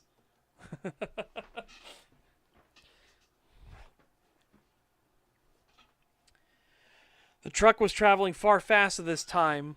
Michael wanted to make a retreat with all haste. The possibilities of what those pair could be, and if there were more inside, well, those possibilities were of grim importance. Part of him was trying to calm his nerves, wanting to rationalize away. Surely they hadn't come across a full circus out in the woods. One Smiler was bad enough. A fight between two apex predators was always dangerous, but this was a potential to be an entire host of Smilers, an impossibility that, oh my god. Man, I fumble-fucked this sentence. An impossibility that may yet prove possible.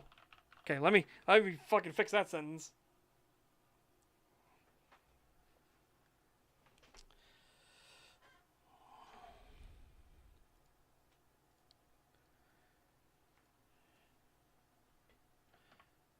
Yeah, okay. Because again, originally it had said to be an entire host of Smilers, which was an absolute impossibility given their... And it's like, no, this sentence is getting fumble fucked. So there we go. Well, this was a potential to be an entire host of Smilers, and a possibility that may yet prove possible.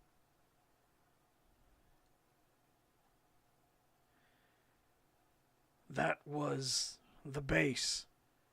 The voice from the back rattled the ranger's nerves, but he quickly remembered that Jack Smith was sitting in the back seat and stuck in his new guise as a false ulfer. Me, apparently. Apparently I wrote that sentence. Yeah, I had to fix that. This must have been one of the ones where it was like late at night. I was just sitting here tippy-typing away. You said one attacked ye. You said one attacked ye all, right? Yes. Just one. Made it all the more terrifying.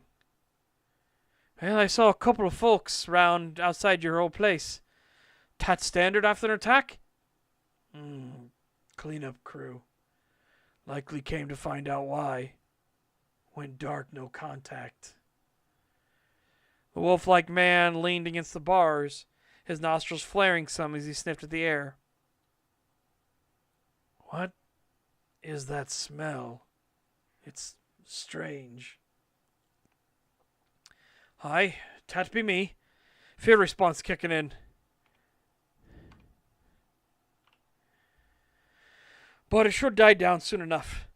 Wasn't expecting to see what I saw.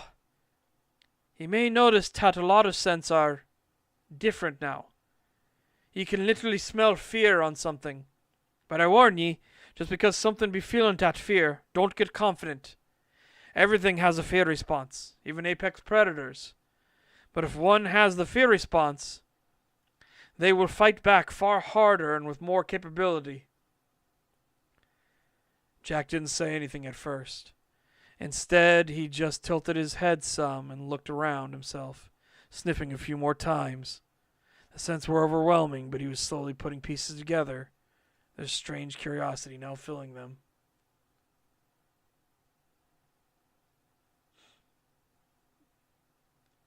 What? No, that wasn't this possible. What are you talking about? I literally just read it. How did you get that out of it? But this was a potential to be an entire host of smilers, an impossibility that may yet prove possible.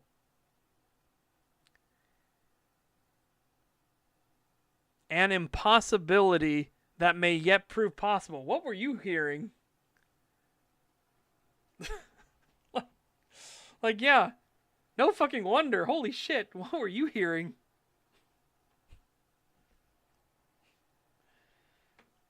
No. Because like I said, I've said it multiple times. Smilers cannot work together. They can try, but their inherent need to indulge in their sin, like, destroys any sort of capability beyond that. Cassowary, you triggered my fight or flight response, and I'm a flightless bird. Yeah, exactly. Very bad to do. Also, hey, Pip Pip.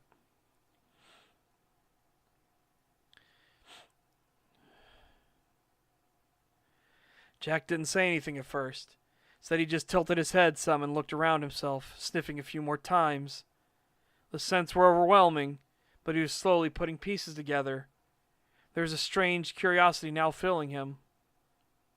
What else is there? Well, I want to warn ye. Stay far away from silver. It is the metal of truth.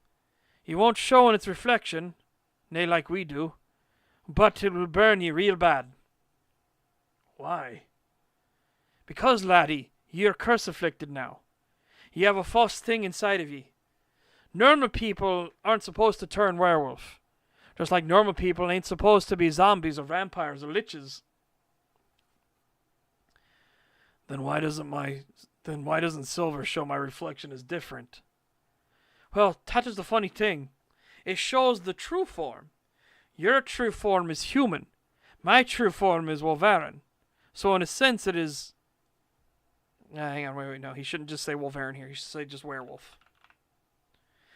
So in a sense it is. Like, if you were to look in a silver mirror now, it would show your human face. Does that make sense?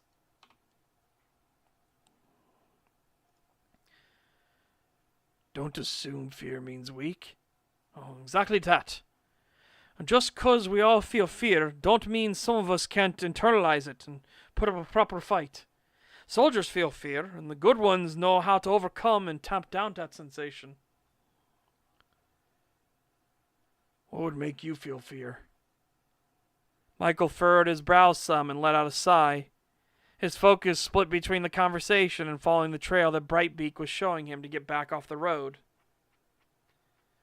Well, lad, in truth, the idea that we may be facing what are known as smilers. They're wolves like me, but they revel in wickedness. A grunt came from the back seat, and a soft growl soon followed. You going to tell me that you are one of the good ones? Aye, I will, and I am. Good does not mean nice. That is a misconception that all good things must be of specific mold. Good and evil aren't vague concepts or perspectives. As an example, one that engages in the killing of children can never be counted amongst the good, save for dire circumstances. But how do you go about protecting them? One side would be the shield that stands afore them, protects them directly, whereas my side are the ones that seek out those that would seek to harm the child and do away with them first. Dire circumstances seems an excuse. Nay, lad, but if a child takes up a gun and tries to kill another child or someone else, what would you do? It isn't a binary thing that sometimes life forces the hand. For me part, well, I would do all I could to keep even that child safe. Clear they need corrective action. I may have to take that desire and shelve it for the sake of stopping the wicked. That child is engaged in wickedness. You people curse others with the same affliction you have. Nay, again, lad, your curse is not the same as our existence. We are true born, no curse needed. Our people can inflict such a curse, this is true. It is one of the thousands of tools we have. Remember, as I said with the mirror, my true self is... Oh, he said Wolverine again. My true self is werewolf. Yours be human. Why would you ever inflict this on someone else? The truth? It's handy. It falls into the stereotypes people believe about us. Thus it keeps us safer. It can also be used to punish the wicked, to give them a taste of a different existence, and to force submission as penance. Now, as I told ye, I don't plan to keep you docile forever. But you are fresh turned, and that has a roller coaster of emotions, self-destructive tendencies, and brings risk to many others. But as I said, I swear before all the spirits, I will release the contract on you one day. Jack didn't respond this time, and instead just slumped back in the seat. A roller coaster ride was right. He wanted to be outraged, angry, depressed. It's some sort of outlet. Just some sort of outlet, and yet he felt as if he was being stifled. Maybe this ranger was right, but he didn't like a bit of it. Michael kept his focus on the road, able to turn back onto the main routes, and kicked it into higher gear. He wanted to get distance from the potential circus as fast as possible. He would need to check in at the center and then smuggle this false sulfur to the tribe's den. Root Howler willing, they would allow him entry so that he could be questioned thoroughly, but he knew the spirits were likely to be incredibly upset. That was a bridge they would have to cross when they got there. As he started to relax, while the distance grew from the offshoot, his radio cracked to life and a hushed voice came over it. Mr. Wolf, come in. There's a problem. 2 men broke into the visitor center.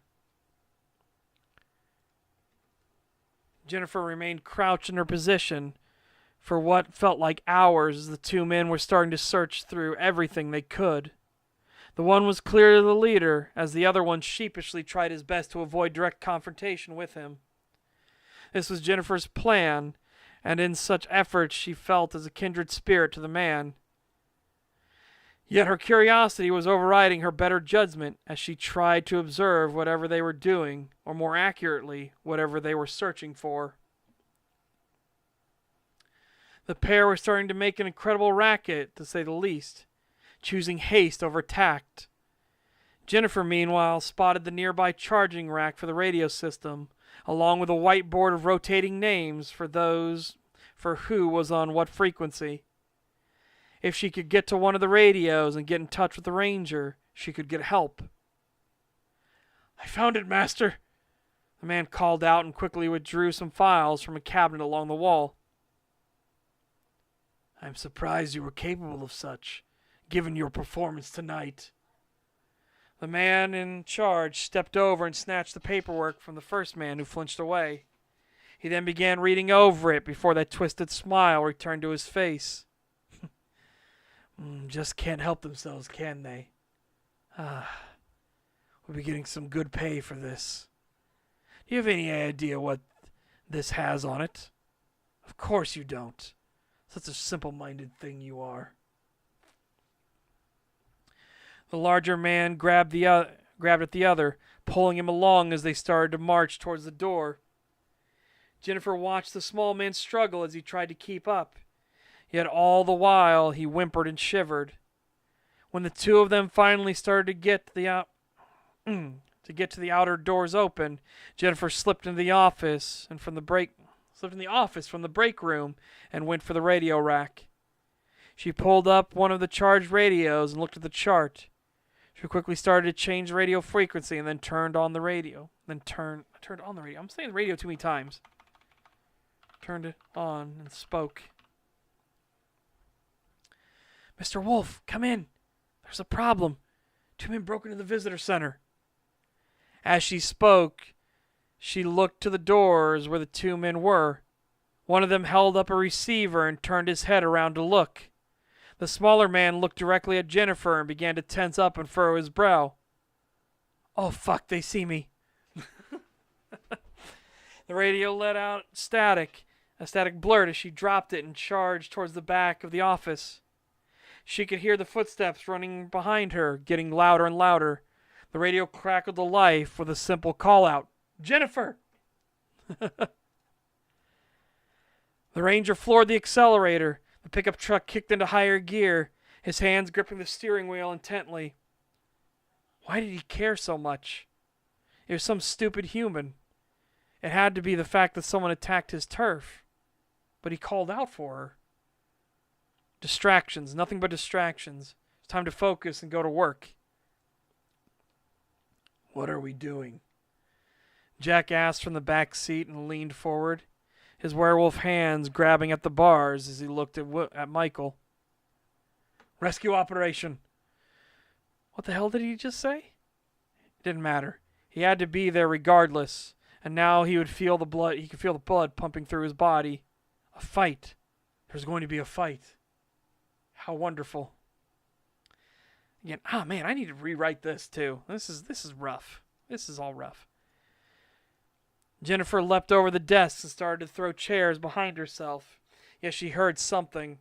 The smaller man cried out in pain, and this caused her to look. She then watched as his arms seemed to break and his teeth grew, all while his clothes shredded. Her focus having turned, she slammed into a desk and flipped over the top of it, before a long howl of pain came. She scrambled to her feet, took a single look back at the man, and saw the wolf-like beast charging ahead at her. She reached into her jacket and withdrew the mace she had. Per her brother's advice, she didn't just get a small thing, but a canister that was filled with a special cocktail. As the monstrous wolf drew near, she spun around and pulled the trigger on it, and a stream of yellowish-orange liquid sprayed into the air. When the wolf-like thing was hit in the face, it let out an agonized cry as the mixture... I don't know why that wasn't properly grammared. Hold on a second. Mixture, potent enough to make a bear think twice, overloaded all its senses and sent it crashing into some desks and computers. It desperately tried to claw at its face as it began vomiting. Yet Jennifer's victory was short-lived as she saw the other man start to twist and contort. This man's clothes did not shred, and instead began to meld with his fur. He then grew far taller than the other one, and a twisted smile stretched over his distending face. Jennifer made it to the rear exit and attempted to push through the door. As she did so, the massive black wolf drew his right hand out, as if reaching for her, then squeezed his hand into a fist, letting his claws curl in against his palm. He then quickly pulled his hand back firmly.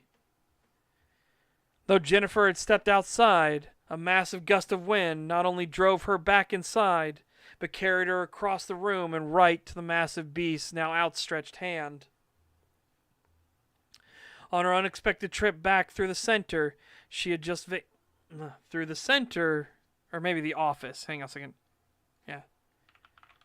Through the office she had just vacated, she dropped the canister of spray and grunted as she was held firm. Her situation now thoroughly screwed, she was about to engage in a time-honored tradition for women in distress. The massive wolf turned her to face him, his black muzzle close to her face with a twisted smile stretched down its entire length. It was something out of a horror movie, with the monstrous beast about to kill to show the stakes. Yet Jennifer remembered back to the conversation before and drove her hand into her pocket.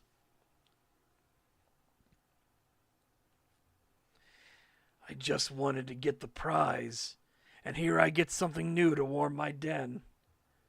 The black wolf laughed, its cadence a stilted thing before it drew her closer. Stilted and gasping thing. That sounds better. Before it drew her closer. You are so fucked. Perhaps under distinctly different circumstances, she would have been more amenable. Instead, what Jennifer decided to do was draw the taser up from her jacket and press the pods right against its wet nose and dosed it with a wonderful jolt of electricity. To say the sensation caught the wolf by surprise would be an understatement. Its reaction was so violent that it twisted its head and upper body away, tossing her hard as it let out a loud yelp. She was fortunate in that she not only retained the taser in flight, but that her flight path thankfully involved a door, which were known to open and not a solid wall. However, this door had nearly relatched itself when Jennifer collided with it, the air being forced from her lungs in a wheezing grunt of pain and then out into the lobby.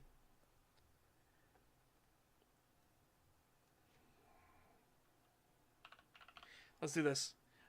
It was originally going to be you fucking worthless cum rag. But now it's going to be you fucking worthless whore. The black wolf cried out before it rubbed at its face some. The regenerative capabilities of his race would deal with any damage it had caused, but the sheer jolt of pain right through his sensitive nose now had him firmly in a foul mood. He charged out towards where she lay sprawled on the ground, even smashing the door hard enough to burst it from its hinges fully. Yet his advance halted as he looked up with shock. How the fuck? Brightbeak was confused why the Wolverine was speeding along, even getting past the beam of his light, which made him swoop down and slip onto the mirror of the truck. Though the force of the passing air was rough, it was nothing he hadn't experienced before, and he was a spirit in service to Monty. A little turbulence was fine. He looked at the ranger, who was white-knuckling the steering wheel, and pecked at the window to get his attention. Michael at first wanted to shoo the bird brain away, but instead he lowered the speed slightly and brought the window down. This would delay them, but he didn't want to get on the bad side of the spirits. Gah! Let me in! Then tell me what we're doing! Though it seemed a request, Brightbeak simply hopped to the door frame, then up on Michael's head, and finally over into the passenger seat. As he landed and ruffled his feathers, Michael closed the window and floored the accelerator again. Someone is breaking into the visitor center, the one where that human is at. She called and warned me. So? Just let them break in. They might just want shiny things. I'm a ranger, Brightbeak.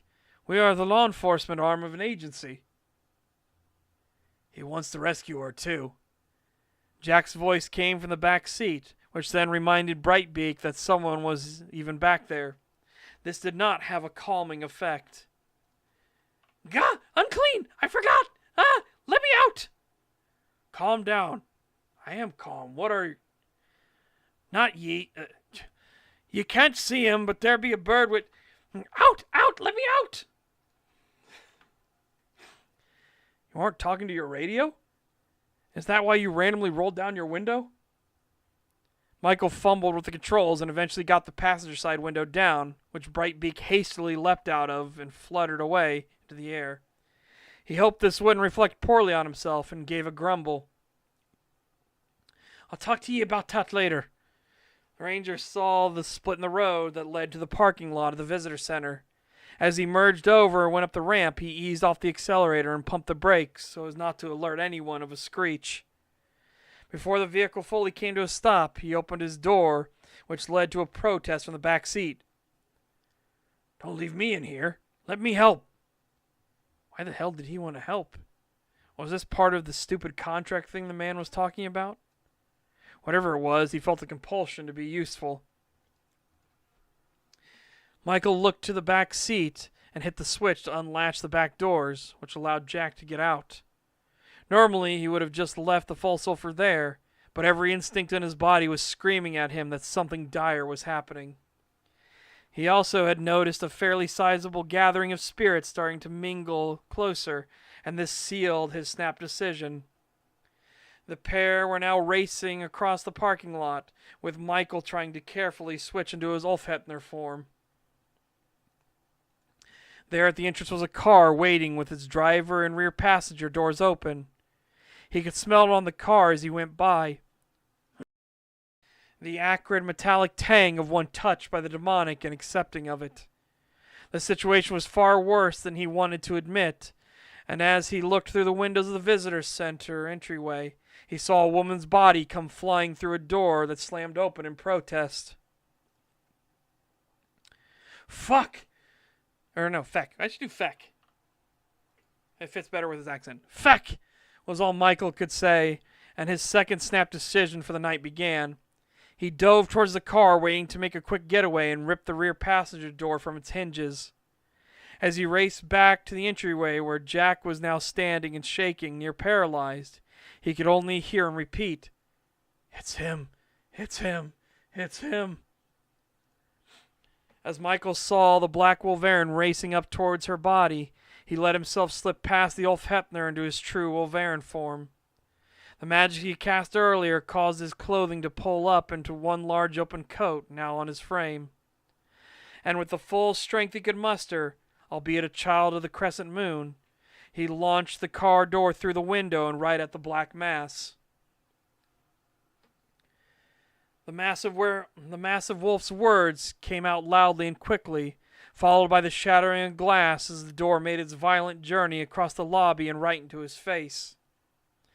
Given how the pane of glass would have thrown off the trajectory, it had been remarkable luck that it had shifted it some, but kept enough momentum in the right direction to catch the black wolf by the edge and spin in to slap the rest of the panel to his face. Michael wasted no time in leaping through the shattered glass. The small sensations of shards scattered on the lobby stone cutting into his paws did little to impede his forward momentum as he raced to follow the door's path. As he charged in, another wolf-like thing stumbled out of the office, still wheezing and coughing from the spray that had so disoriented it. The black wolf recovered himself and pushed the bit of face that was hanging loose back onto his skull, where it started to stitch back together. He then turned his focus to the fake wolf and screamed out, "Get them!" This made the fake wolf double over for a second and cough before it snarled and scrambled to try and obey the enforced contract on its soul. Yet without even asking, another shape raced up and tackled it, with Jack now rolling to the ground in this new tussle. The hell am I doing? Jack thought to himself, but that was a question for another time. Again, as he and this wolf-like thing wrestled on the ground, slashing at each other.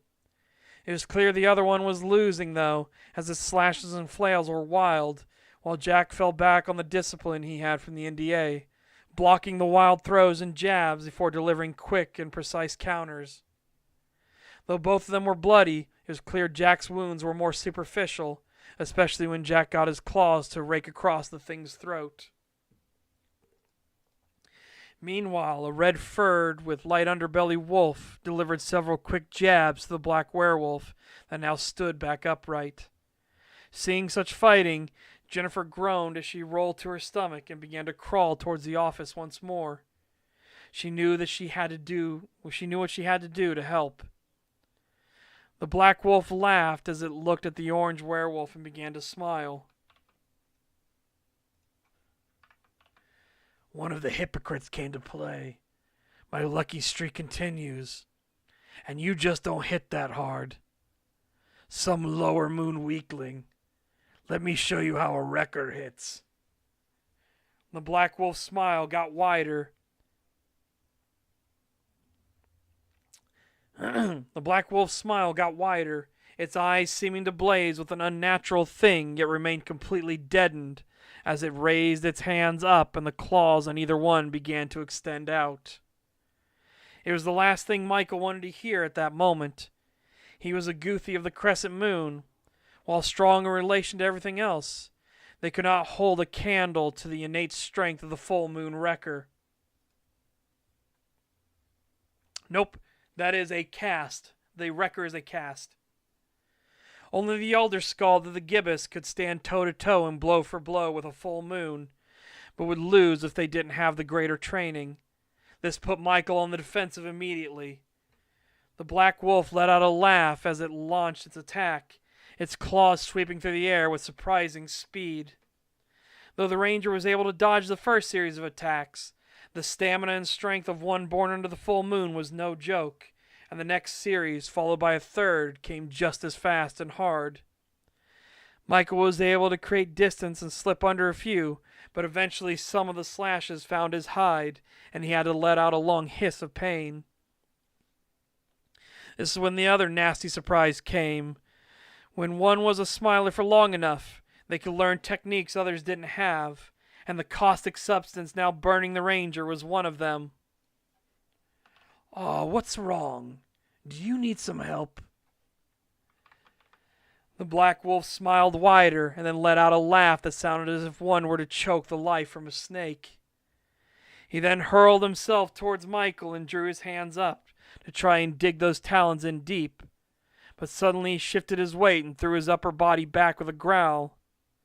From the air leapt a freakishly massive white wolf, its jaws snapping at empty space, there we go, where the black werewolf would have been had it continued its advance.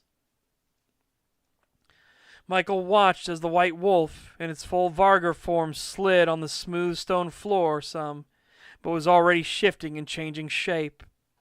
The bones cracked as it winced in pain before it stood upright. Along its arms were two manacles that served as fetishes for gifts from the spirits, and its yellow eyes locked to the black wolf.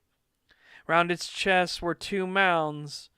Where two mounds would have been breasts were covered in a draped beadery, a bit of spiritual armor that she had crafted for herself. Michael knew this wolf well and realized he would be getting one hell of an earful for the actions this evening. She was the current 5 Talon in charge of Overwatch in the area, and clearly something had gone to get her attention. As the black wolf turned his attention from the wounded ranger, who was now channeling gifts into his body to stop the seeping caustic filth, the white wolverine began to whistle, which instantly made the black wolf attempt to cover his ears, but it was too late, as blood erupted from both and a sharp yelp of pain accented them. The white wolverine dove in for the attack, driving her claws across the black wolf's arm, yet the black wolf was still able to retaliate even as his eardrums exploded from the gift. She twisted away and the talons just missed her, but as she spun on her heel to follow up, the black wolf tensed up and a cracking sound was heard. He wasn't just some smiler, nor just some wrecker. He channeled the gift of incredible resilience. His fur bristled and it appeared as if static was coursing through it. His ears regenerated instantly and his body got bulkier. This meant he had contracted with some greater spirits as well, as he channeled in the fury of the Ursine. "Spirit Walker, flank around!" The white wolverine's words were cut off as a cry came out from someone nearby. A woman ran headlong towards the massive black werewolf that turned its head to see. As she came near, she raised up the canister and pulled the trigger back, and a stream of mace, designed to affect bears, splattered across its muzzle, nose, and eyes. The massive beast let out a roar of agony as its nostrils exploded with the scent of it. Its eyes burned and wept. Its mouth brought on a gagging reflex, and its face felt like it was stinging and going numb. Yet even so, through all the pain and suffering it currently experienced, there was that strange sensation of it trying to smile every few seconds. It cried out and sent a slash towards the woman that had affected it. Jennifer attempted to turn and dive away, but the tips of the claws caught her across the back and shoulder blade, which had her cry out in agony as she stumbled away. I'll give her the first away, so attempted to dive. Yet the two Wolverine didn't hesitate to use this turn of fortunes, and both made a dash towards the Black Wolf. The White Wolverine clapped her palms together, then arched her fingers as if to make a tunnel before blowing through them, sending a brief but sharp gust of wind that blew the remnants of the mace floating in the air away, so they would remain unaffected. This did not ease the suffering of the Black Wolf, who felt the liquid sticking to and seeping in his nostrils lining, the mucous membrane of his mouth, the tear ducts of his eyes, and thus he came up with a quick plan. He channeled the hellfire into his claws, which burst into flame and then swept them up near the ceiling blindly, attempting to get at his prize. There, at last, one of the sprinklers caught the warmth and burst, sending down a shower of water throughout the chaos. The fire alarm blared through the building, and the rest of the sprinklers followed suit, even ones not directly in the same room. Before the Black Wolf could celebrate this potential reprieve, the White Werewolf grabbed his arm and broke it, before pulling it hard behind his back. The Red Wolf followed suit, grabbing at the left arm and breaking it and pulling it in turn. The Black Wolf cried out and tried his best to wrench free as the water doused onto his face, yet it brought little relief and instead made him choke up and cough up the stinging sensation went deeper. He quickly searched through his mind for anything to help in this situation. "Jack, get over here now!" Jack's ears twitched as he heard the command, and though he was still slashing away at the other, his body felt compelled to react. He then charged over towards the Black Wolf before Michael cried out again. "Gouge his throat now!" The Black Wolf reacted and opened his mouth and tried to snap down, but it was too late, as Jack slashed across his throat once, then retreated from the snapping jaw before slashing again and again. The Black Wolf began choking and gagging as his throat was starting to regenerate, but the White Wolf brought their leg down hard on the back of the Black Wolf's own, dropping them down lower. Then she released his arm, which began to heal and reset itself, before she dug her talons into his neck and wrenched up as hard as she could. Michael let go of the other arm, and then tore into the neck as much as he could, until at last the head came free. Instantly the body collapsed to the ground, blood gushing from the neck as it twitched slightly and then grew still. The head tried to open and close its mouth a few times before life finally drained away from it. At least, until that twisted and terrible smile stretched across the deathly visage, pulled as if by some unseen hand to keep that haunting smirk frozen forever. As the pair of Wolverine watched the smiler die, Michael took in a deep breath and then turned to jump at Jennifer, who was writhing on the ground, her back crackling and hissing from the caustic substance on it. The White Wolf then tossed the head to the side for a moment and looked between everyone gathered. Jack shied away and stepped behind Michael, who was calling on the gifts and boons he had been granted to start treating the wound the humans suffered. She then called out in a guttural language of slight howls and snarls at the Red Wolf. "What in the shifting hells happened tonight?" A gurgling sound came from another participant, who rolled his head over to look at the decapitated wolf head of the smiler. This brought the focus in the room to them for a time. "I'm glad I got to see Tim die. Fucking prick." False Sulphur then tried to take in a breath but gagged again and twitched before he too finally expired. Michael then looked at the White Wolf and sighed out as he patted Jennifer on the back. "It be a strange tale."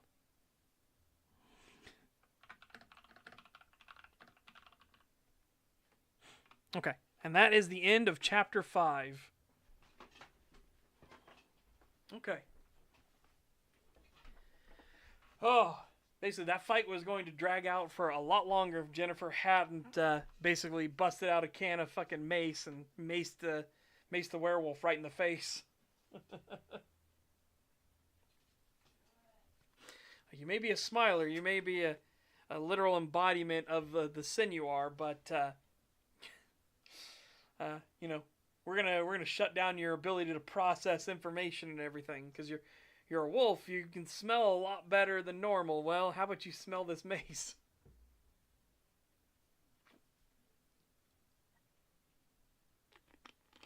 That's the other thing about mace too. People think it's just the smell and like it has capsaicin and stuff in it. Oh no, it's much worse than that. Mace is designed to slip into mucus. It's designed to slip into the mucous membranes and everything. So as you're crying and wheezing and coughing and stuff like that, the mace is actually digging itself deeper and deeper and deeper inside. So it's why it's horrible. Mace is horrible if you get hit with it. Now, there are just some things where if you're high enough, you got enough drugs in you, you can ignore the sensation. But, man, oh man, it is a brutal thing. So, imagine you getting maced, and then imagine you're something that has, like, senses that are 10 times more sensitive and potent. So, yeah, this wrecker got destroyed. And again, like I said, I did the setup of it first, where she maced the false sulfur, and then got dropped. The can got knocked away from her when she got dragged back. So you already knew how potent it was. That's why she was crawling away towards the office. So hopefully that comes across so people can remember. It's not a like long setup payoff, but it was the obvious thing too. Especially since it was set up earlier in Chapter 1 that she had a can of mace on her. But she didn't buy no simple little squirt mace, little like lighter thing. No, she bought a full thing of bear mace. She's like, well, if I want somebody to like stop doing whatever they're doing, this is a pretty fucking good way to do it.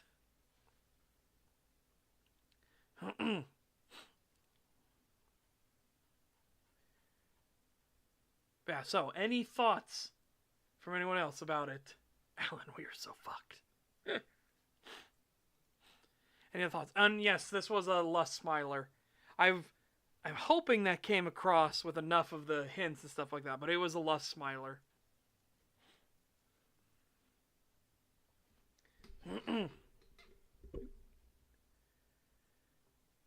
This one's not too... Chapter 5 is not too bad. I think I need to do some rewrites before the fight.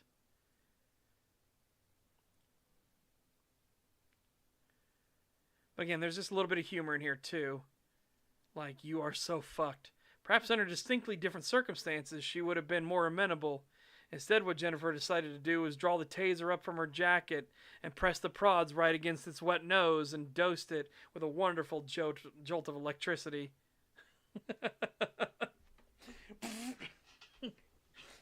Right through his nose. Ah!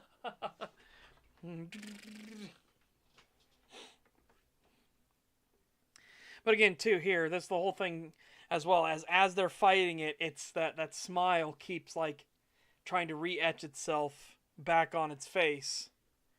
Because the smilers, they can't hide themselves. A smiler will always out itself and by way of the smile. They can't help it, right? Envy smilers are a little more manipulative and gaslighting, but they still like have that.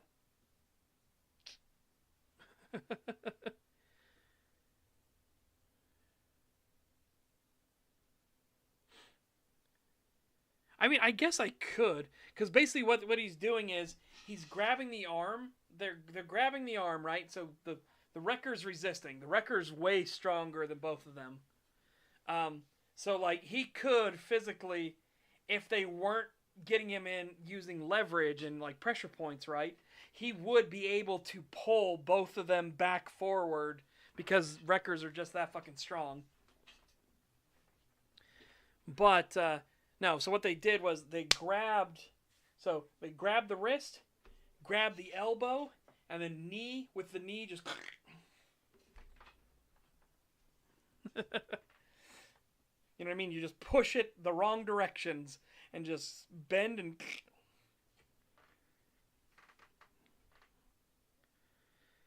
Very not good. So yeah, I guess I could do that.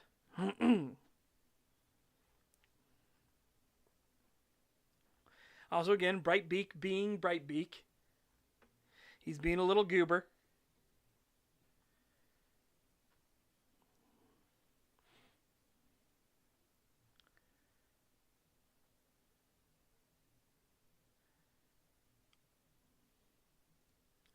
Yeah, I wanted to emphasize too, like the disparity in it. That's why the whole like one of the hypocrites came to play. My lucky streak continues, and you just don't hit that hard. Some lower moan weakling. Let me show you how a wrecker hits. Because remember, there's that disparity in strength between them.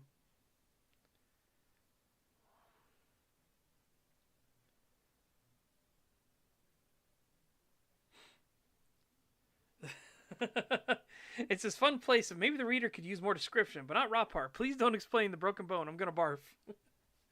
Oh boy. Let's jump all the way to Apocalypse, right? When William awakens, and we talk about how he unfolds a dude like a zipper.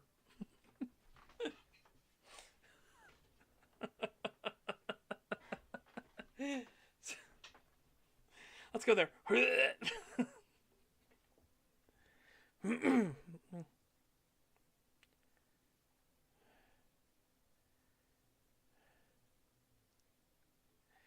I feel sick picturing that. Yeah, that was the one where I think everybody in chat, when we went over like the sheer malice and hatred that William was going through, because again he was literally an embodiment of the sin of wrath.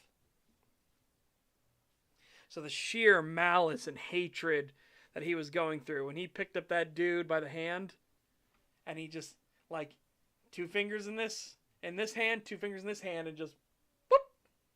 I think everybody in chat was just like, ugh. It's like, yeah, no, it's horrible. I want it to be horrible. I want it to like to emphasize the fact that like this is a nightmare show, right? This is worst case scenario.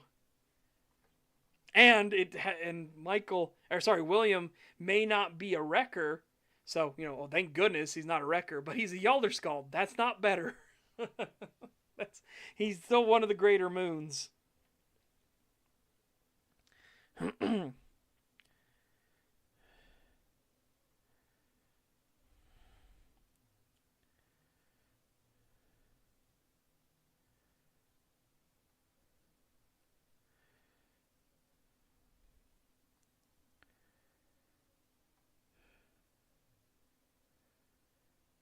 Okay, let's see.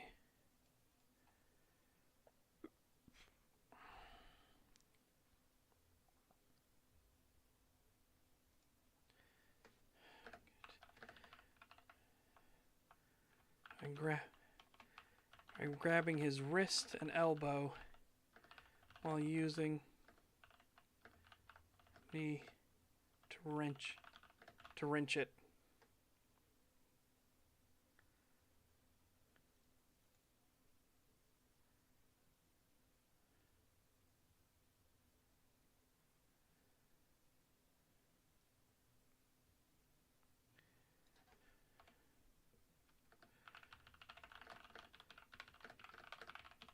Okay.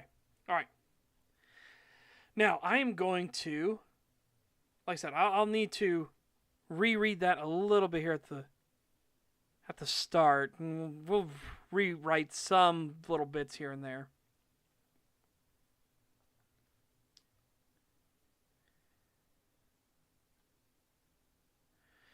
And we will move on to chapter 6 here in a moment. I'm going to go to the bathroom and get myself some food, some feastins. Some nom-noms. I'll be right back.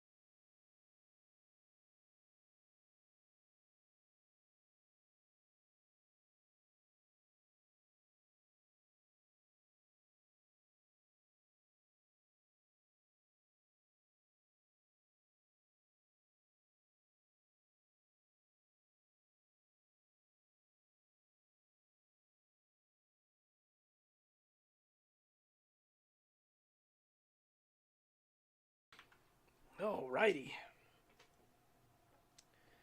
Alright. Take a moment to eat a bit. Change to chapter 6. Oofta. Shoofta, oofta. I got some pizza. Some Pizza Hut pizza. Mmm.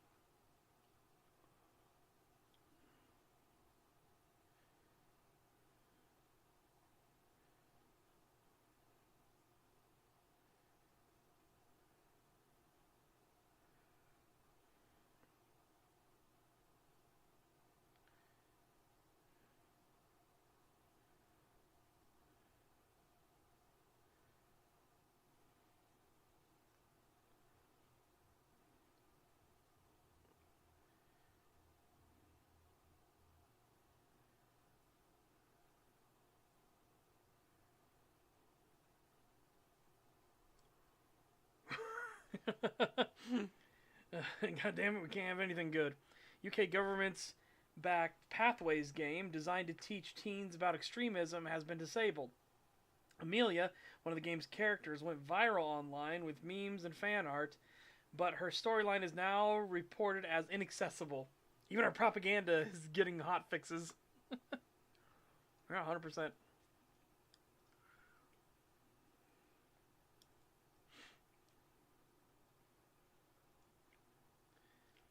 Okay.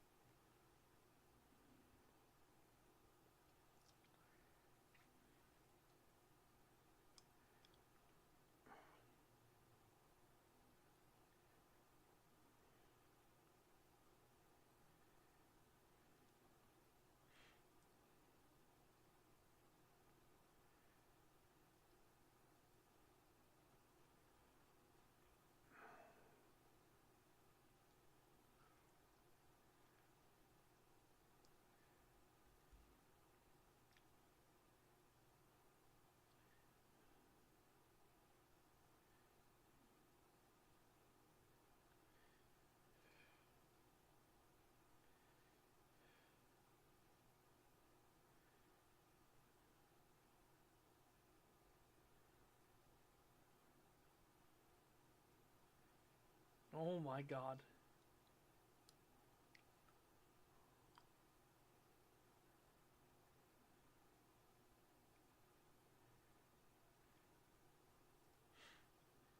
And the propaganda has become based. We can't have that. Yep.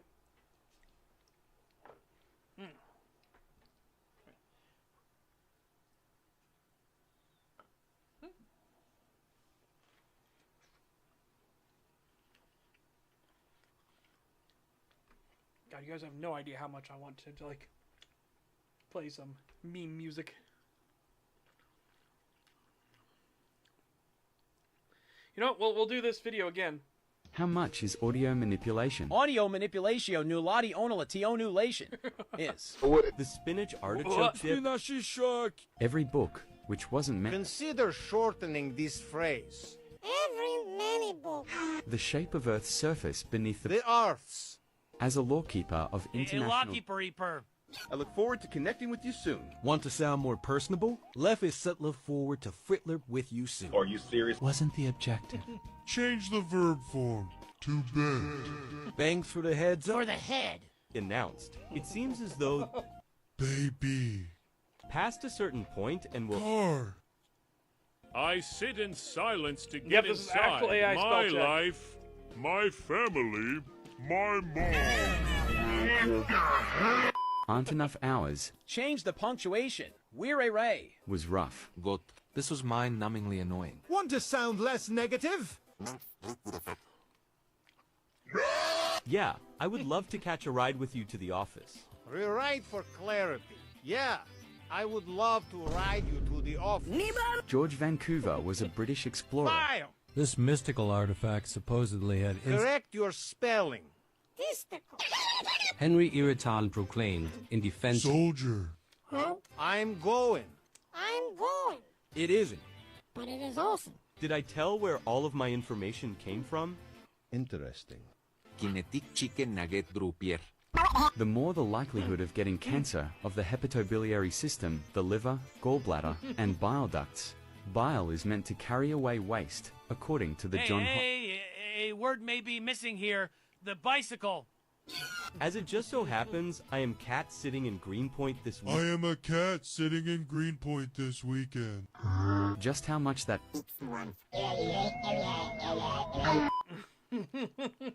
Welcome. Welcome to AI. The future, chat. The future.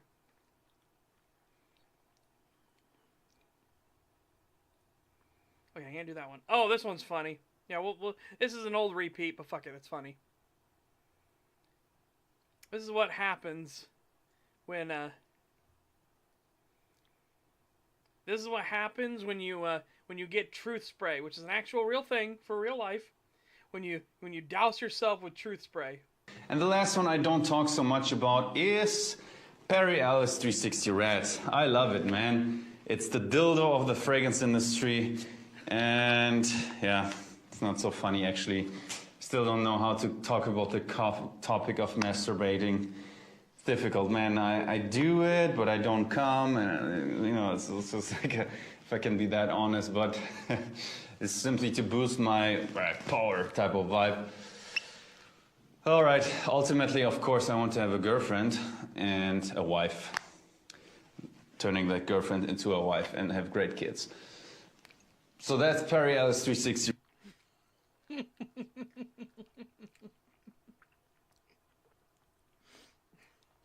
Hey, chat, what do you mean? What do you mean? He sprayed himself with a truth serum. It's a truth serum, chat. I just love Pathfinder Facts is like, what the fuck? Why the fuck did he say that? Truth serum, chat. Truth serum. Here's another good one. Where's just like, fuck? You should know you can go. What the fuck was that guy doing? I love his reaction. He's so unfazed and yet confused about what in the hell is happening. I just love this guy. What the fuck was that guy doing? What the fuck was that guy doing?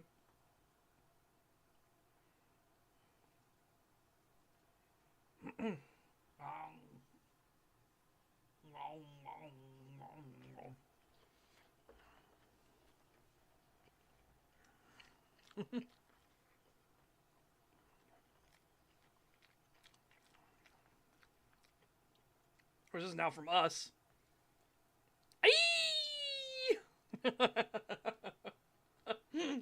That's from the Hunter the Reckoning game.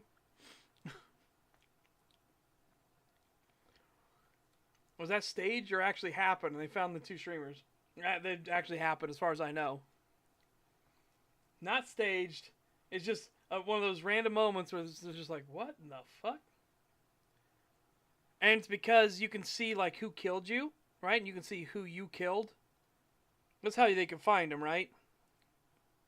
That's how you can figure out, like, you know, this person killed this, and then if they have like TTV in their name, means Twitch TV, so you can figure out like who's who.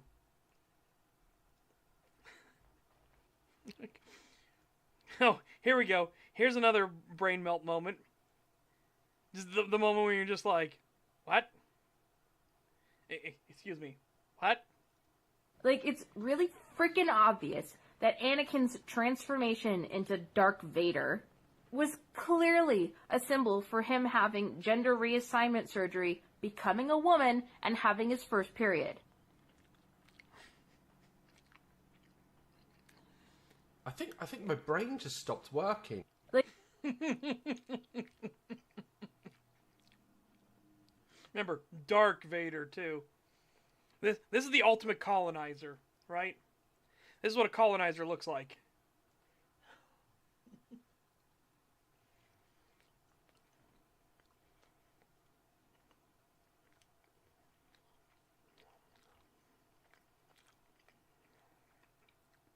So, if you didn't know, there's this whole cluster of countries over here full of people who speak American but with silly accents.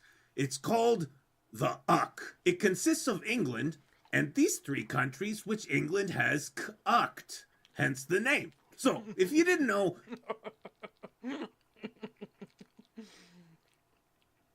Hey, so... Oh, come on, damn it. I wanted to get the screen with the actual thing. the cocked.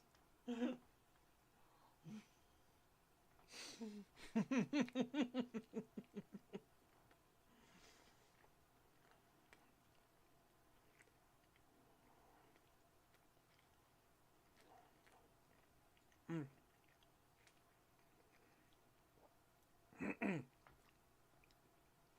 course, we can't eat without the greatest chef of all time. You know her, you love her, the greatest chef of all time. So fast. How old is this egg? It's from like yesterday or today. Insidious Hydra, thank you. It's looking pretty good so far.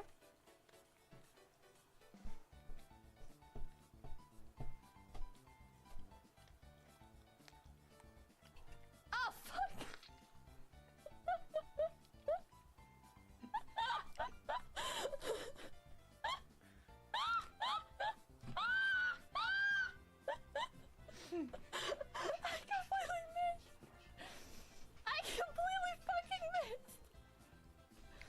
That's okay. We can recover this situation.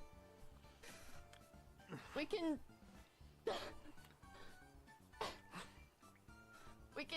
recover this. Come on, get in there. Recover this. Come on. Come on, you bastard. 1. Come on. What is this? What is this? Where did this come from? You know what? Throw that in there too. 2.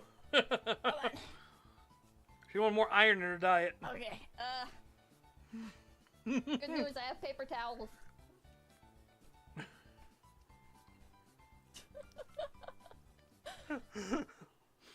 There's a comic somebody made of this where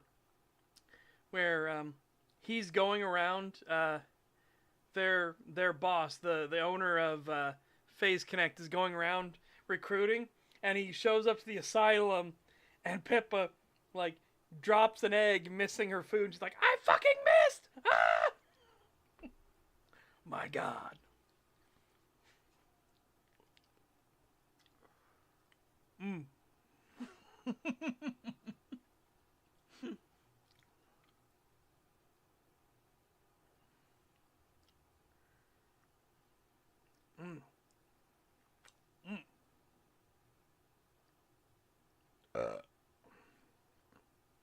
Oh, excuse me.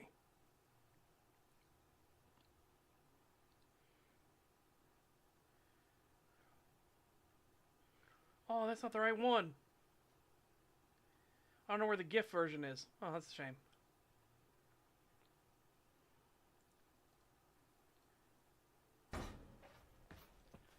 Le gamin avec les pas. Oh merde! Oh merde! What the fuck? Mais pourquoi ça fait ça comme logo? What? Le gars, il y a de croix gammées sur le mur. C'est quoi ça? Les gars, qu'on soit bien d'accord, j'ai rien fait moi. Hein. Moi j'ai juste tiré des balles dans le mur pour vider mes bunes. Hein. C'est quoi cette merde? Il y a de croix gammées sur le mur, les gars. Mais attends, mais me dis pas que le pompe il fait ça. Attends, je vais refaire pareil. Mais si, regardez. Ça a décidé de programmer, mais c'est une dinguerie. C'est une dinguerie. C'est quoi ça? C'est quoi ça? When deterministic bullet spread has problems. I like that he figured out that it was the deterministic, the spread that was the problem.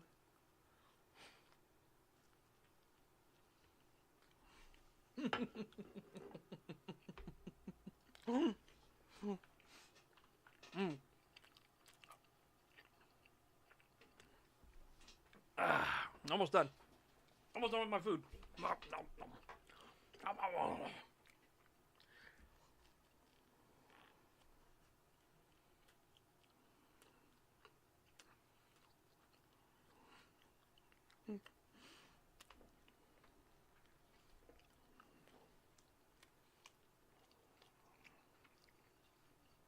That would be a pretty fun Wolfenstein weapon. Oh.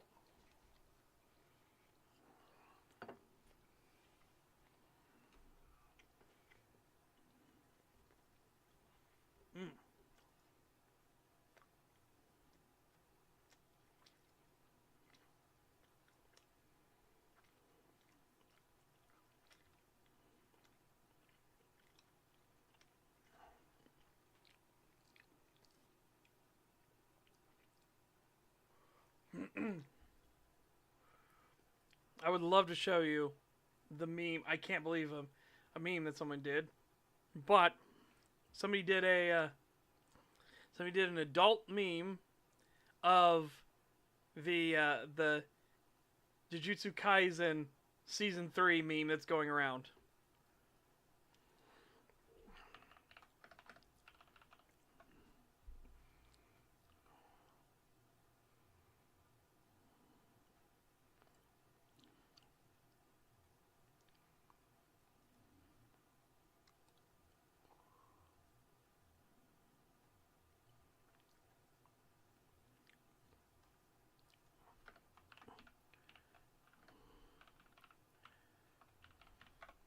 Let's see if I can get it.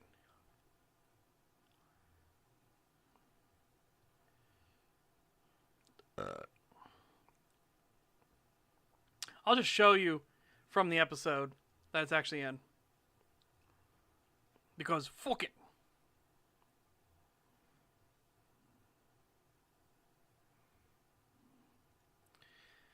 There is also apparently a werewolf movie from China that people say is not bad. So I'm going to watch that at some point. One second.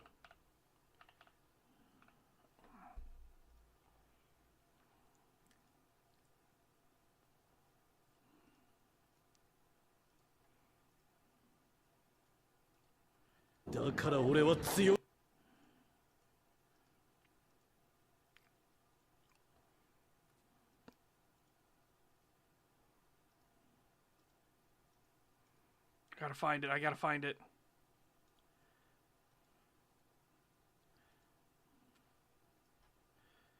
CCP Wolf. Yep.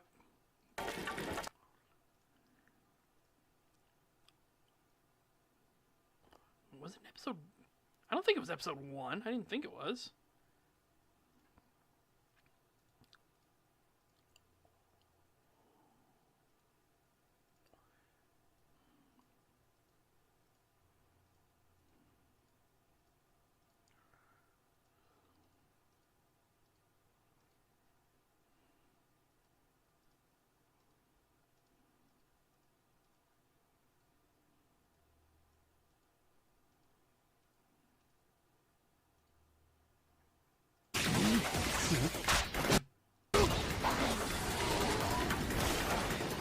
No. That's not it. That's not it. It's episode 2. It has to be episode 2, right?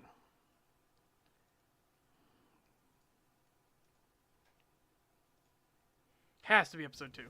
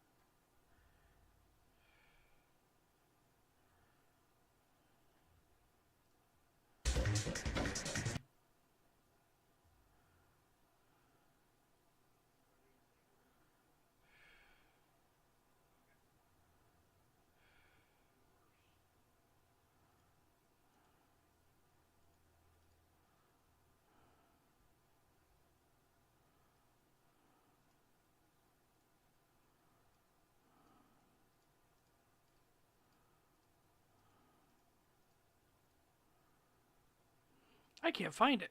Why can't I find it? Fine.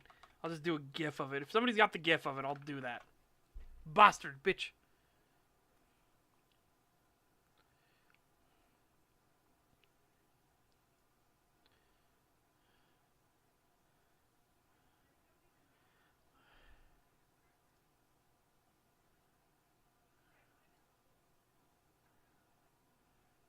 Because it's just too fucking funny.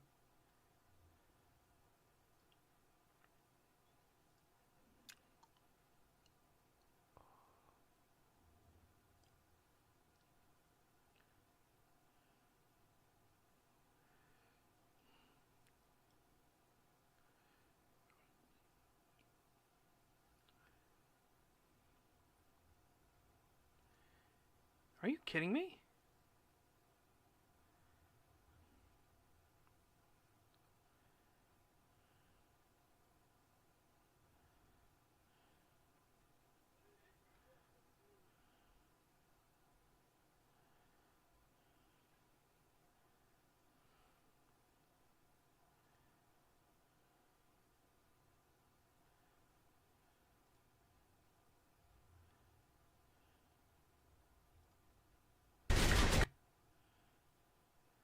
Oh, hang on. I think this is the part. I think this is the part finally. Finally, good lord. So again, he's whooping his ass, and then it switches to this screen, right? Ah! Ah! He's so unfazed. He's just so unbothered. He's whooping his ass so hard that he can do it one-handed and still check his hair. Oh, it's so good. It's so fucking good. Ah, it's so good. It's like,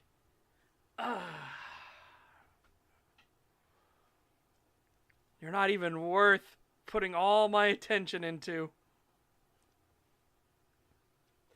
Oh, he's an arrogant little prick. No, he hasn't. He is an arrogant, a super fucking arrogant prick. And he thinks he's like the god's gift to all of like mankind. He's so full of himself.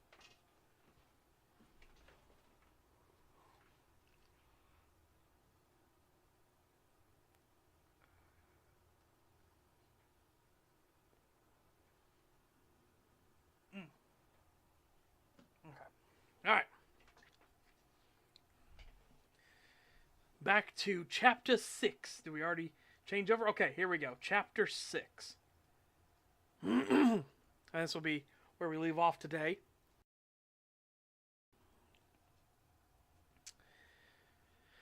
Michael had helped to drag the corpses out the back of the visitor center, where another pair of wolves met them.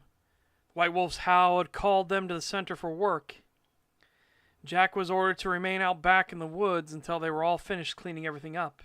For now, they would need to stage a lot of work, including putting the getaway car into neutral and shoving it right through the front doors of the visitor center. There were a lot of moving parts to this plan, but they had to get over the initial hurdle. It hadn't been the first time he was involved in a cover-up, but this would be the most spectacular cock-up and cover he had been a part of. Jennifer was sheepishly sitting in the corner, while the white wolf had shifted to her Mother form and stood in front of her. She was a relatively tall woman at 5'11". I shouldn't say relatively tall. She was an exceptionally tall. An exceptionally tall woman at 5'11", with a well-toned and muscled body. The beaded drape she had before shifted to look like a tank top that was amply filled, while a pair of cargo pants and some boots made up the rest. The two manacles on her arms had changed to a watch on her left wrist and a bracelet on the other. Contrasting to Jennifer, her bold blonde hair and yellow eyes made her seem strangely more imposing, like she was channeling the very light of Soul himself. Michael couldn't hear what they were saying, but he figured given the pair's posture, she was intensely grilling the human on every aspect of information she could get. This was until she finally threw her hands up and marched over to him with an exacerbated look. Mikey, she's a fucking freak. Now, Fifth Talon, just please keep your voice down. She be willing to listen and clearly helped us out. You can try and put my rank in all you like. Doesn't change anything. Why in the hell did you not just kill her before? It was the question he didn't want to answer, but knew was coming all along. Look, Sarah, it was an awkward bit of timing.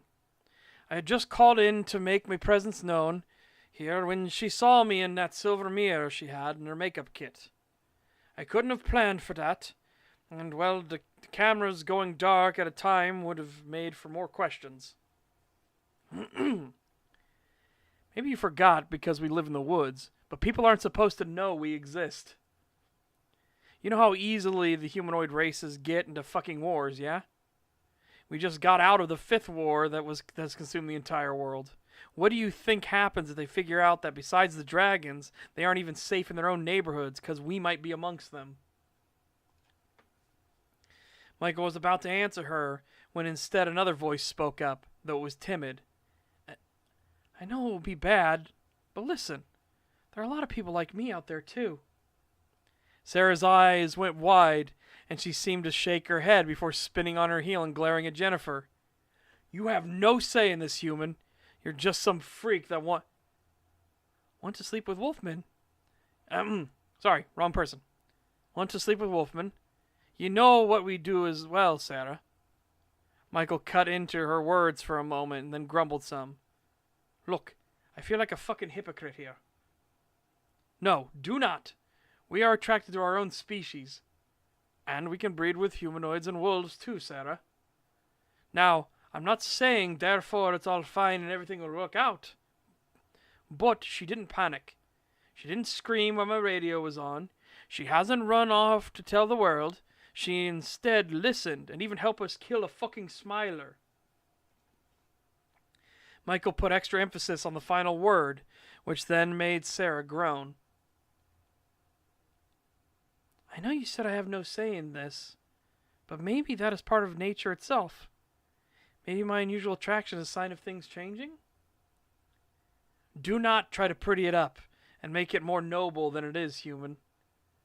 Sarah looked at this bumbling idiot, this clueless and depraved moron that shouldn't be anywhere near this situation. She should have been dead and not been there to help. Even as her thoughts rolled around in her head, she brought her hand up to her face and pinched the bridge of her nose. Michael could notice that Sarah was softening to the idea, even if only a little, and so turned to look at Jennifer and gave a nod of his head. You did good work. It'd be appreciated. Fighting a smiler is nae easy, so any advantage we can get over him be wonderful. You don't need to thank me. I think he intended to have his way with me, and given how the other guy acted when such threats were made at him, it was unlikely to be pleasant. Smilers are a diseased thing, corrupted and wallowing in their own selfish desires taken to extreme. Well, I did take some pictures of the two, when they were human, I mean, but not really needed now. You did what? Sarah's thoughts had finally concluded, and she snapped her attention to Jennifer immediately. Take care, Rapar. Yeah, when they weren't all big and sexy. She paused a moment and then realized this was not the time for humor and so coughed. When they weren't changed into their wolf forms, I got pictures of them perhaps, so they could be ID'd for later, but that isn't necessary. No, that actually helps a lot still. Perhaps we can try and look into their identities and figure out where the Smiler may have made den or who they contacted and worked with. We can give that information to the Speya. The servers and cameras here are all thoroughly fucked because of the sprinklers. But we would have needed all that data purged anyways. What are the Speya? Jennifer looked between the two of them confused, which made them both look at each other. I offered to teach her things slowly, but ye outrank me here, so... Michael said as he nodded to Sarah, who grumbled some in turn. It was now her turn to make a choice, and she hated the idea of being put on the spot like this. Humans knowing about their existence was dangerous. This particular human was a perverted and filthy thing. Yet that perversion made her far more amenable to listen and learn. She had also not only helped them kill a smiler, but kept her mouth shut, hadn't made a major scene besides the current incident, and had taken it upon herself to get pictures of the two. Go ahead. Like it or not, Sarah had to admit this bumbling idiot was a useful asset for now. But she did have worries about what such an eager human would bumble their way into in the future. Wait, before that though, they were trying to steal something specific. Sorry, I forgot to make mention of it. They were really keen on getting... Jennifer then looked around at all the water on the floor, and there in the water was a folder. Ah, well, seems I found what they were after for all the good that will do. Ah, well, that won't be a problem, lass. Slowly the ranger stepped over and reached down to pick up the soaked folder. Its contents were likely drenched. Michael, though, simply brought up his free hand and then carefully drew his hand over, channeling some warmth and drying out the folder and its contents instantly. Now that will stop the damage. Let's see if anything... He stopped talking as he began to open the folder. While the inks had begun to run, it was still legible to an extent. Yet he looked it over and he couldn't understand why it would be useful. He then showed it over to Sarah, and she held the document close to her before she frowned. Not one born of dread, but of a confused frustration. Far from the dealings of the forest, early in the morning as the sun began to rise and usher in the day, a gathering was being had at the top of a filming lot. The logo on the side of the building, declaring itself for all around, was that of a wolf side on, with head turned and emphasis on a smile across its muzzle. Around a long table there were 5 people who were waiting patiently for someone to join them. Well, as patiently as these particular people could be, while they were tapping the table with their hands or floor with their feet. Jonathan calls this meeting, then doesn't show up on time. A younger man with some scars along his right cheek bemoaned before going back to tapping at the table. Maybe he's still cranking one out, offered a second man. This one looked to be older and far more fit than the first had been. Before any others could speak up, beyond a couple chuckles, the doors opened and a relatively tall 6-foot man with black hair and gray eyes walked into the room. As he passed by a part of the table, he gave a flick of his hand to the back of a woman's head who shot up from her current napping position. Ah, fuck! Spirits, I'm awake! The room attempted to stifle some laughter before the man slowly took his seat at the head of the table, taking extra care to get comfortable. Glad you could join us this morning, Tiffany. But I note Brian is absent, the man said. His voice was a smooth and rich thing, one that seemed to slide into your ears and root itself deep. We were up very late last night, and he needed to check on the little ones, Tiffany said, her light brown hair, slightly disheveled but pulled back into a bun, accented her fair skin and striking purple eyes, a true rarity. Yeah, that's why I've changed the one. Because it is all relative, but I changed the one off of relatively tall to actually just, she's fucking tall. Well, at least you got him off, the young man at the table called out before he gave a soft cackle. The others at the table smirked and snickered some. More like he was stuck in me for hours and hours and... Tiffany began before the man at the head of the table rolled his eyes and knocked on it to interrupt her and get attention. Enough. I called this meeting to get some news into your addled heads. Victor, first up is that unfortunately our new hire won't be joining us. Spirits have let slip that the forest folk have taken his head and that of his pet false sulfur. Near the man at the end of the table, who was clearly the head of this operation, sat another man in a tan trench coat, a wrinkled face and disheveled mustache so thick it covered his mouth, and a beard that was in desperate need of trimming. The man looked old and even slouched forward in his chair, but as he spoke there was a clear fire in his words. Fucking pricks. We go through all the trouble to lure those traitorous fucks into our doors so we, not some jumped-up holier-than-thou wolf, can take the kill from us. The man's green eyes contrasted sharply to the gray hair on his face and head, and those eyes were now pointed firmly at the man at the end of the table. They are just doing their duty to Meraxis. I'm saddened we didn't get the chance to save the false sulfur, but such is the whim of the gods and spirits. You'll get your chance. Another smiler has been located around the city. Mr. Parker and Mr. Reynolds wanted it so badly, but I convinced them this morning that you deserve it. What did you promise the boys in blue for such an honor? Never mind that, Victor. Do you want the kill or not? The old man closed his eyes for a moment before a grin stretched across his face, distorting the mustache as he looked at Jonathan. He then leaned forward and spoke in a low voice filled with a prodding tease. What do you think, old man? Then that matter is settled. In a related matter, Jonathan then paused before he opened a satchel at his side, then pulled out something far larger than should have been capable of fitting. He turned it and slapped the decapitated head of a woman down on the table and nodded his own.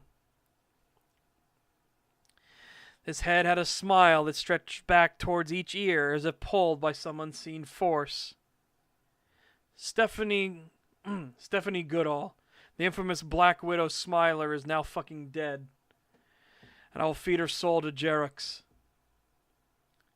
By the spirits, Jonathan. You want to show off a bit for us, eh? Sure your sin is lust and not pride. Second woman shorter than Tiffany, but far more luscious in curves, with blonde hair and piercing blue eyes, put forth. Well, at the very least, seems Smiling Wolf is still in the top spot for local tribes. Wonder how those smug forest pricks will react. Well, I want to use this standing as a bit of a bargaining chip. I have had some ill portent surrounding our planned endeavor at the hotel. I know we spoke on the matter before, but as the renovations are nearing completion and all the cameras are being wired up, I made up my mind and prefer our disciplined brothers and sisters to be informed of the plan and let their grievances be aired before they stumble onto it on their own and shit inevitably goes sideways. I also want you all to remember that we're on the same side in all this. We may be among the embraced, but that doesn't mean we should chastise those that walk the path of the disciplined. We all heed Meraxis' words and teachings, and all fight back against the smilers and the demonic things that hold their leashes. Some of the others groaned and rolled their eyes, but none of them spoke up in opposition. Even so, it did not inspire much confidence in Jonathan. He was getting older and older. How much life did he have left in him before he would depart the mundane world for good? It had been a long question standing in his mind, one that haunted him at times. If he were to be gone now, would Smiling Wolf Studios continue on the same path? Or more distressingly, would it genuinely fall to the Smilers and no longer be a trap but a haven? It wasn't that he didn't trust the people in this room, but they weren't him, and they seemed to have a more inbuilt disliking for the disciplined. This was another hope he had for bringing the disciplined up to speed, showing his own wolves that they were still united in an overall goal. He knew for a fact that the disciplined wouldn't be pleased hearing about the exact nature of his plans, but that was a bridge to cross later. For now he looked around the table at the 5 others who had grown quiet and were looking at him. He wanted to say more, but for now it was best to just focus their efforts on other tasks at hand. I'm going to get rid of the first for now in that. Hold on a second.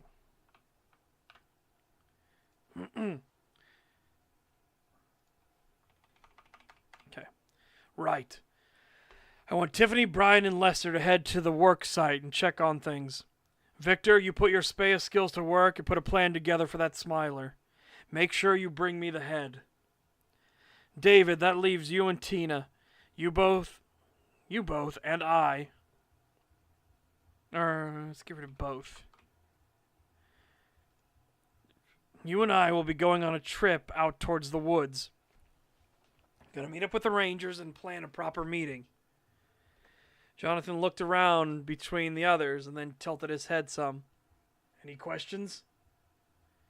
Lester, the youngest of the group, raised his hand before Jonathan nodded to him. Yeah, Victor, what spirit has possessed you not to shift your Mothra self to something less ancient looking? Jonathan sighed and pinched the bridge of his nose, but Victor spoke up first. People underestimate an old man, Les. Seems you are as well. So I'll keep this face for a while and let it aid me in my work. Does anyone have any actual questions? He looked about the room and then stood up in the chair. Right, and this meeting is adjourned.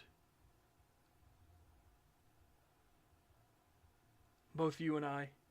Okay, yeah. Alright, yep, we'll do that. Both you and I. Or both of you. Both of you and I. There we go. That sounds even better. Jonathan carefully lifted the head of the smiler he had brought in and then turned away, heading to the opposite end of the meeting room he came in from and stepped inside what normally would have been a storage area at the back. He then took a deep breath and focused his eyes before he let himself fall backwards and yet did not hit the floor. Instead, he now stood in the same storage room, out of focus and phase. Here the wall was breached, as if it was never there before, and so he stepped through it. On the other side was a long corridor which he walked down, the ebb and flow of energy rebounding off him like ripples in water. All around him were thousands of spirits of varying power. Some chatted amongst themselves for a time, till their attention looked to Jonathan carrying his prize. One of the larger spirits, that which looked to be a scaled thing standing on 2 legs and clad in armor, looked at him and flicked their tongue out for a time. Another tribute for Master Jerax. As I expected of you and yours, Jonathan. The creature then turned away and brought a hand up to the air, touching something unseen before the air itself rippled. Before the space itself rippled. It then split at a seam and slid apart as if a door.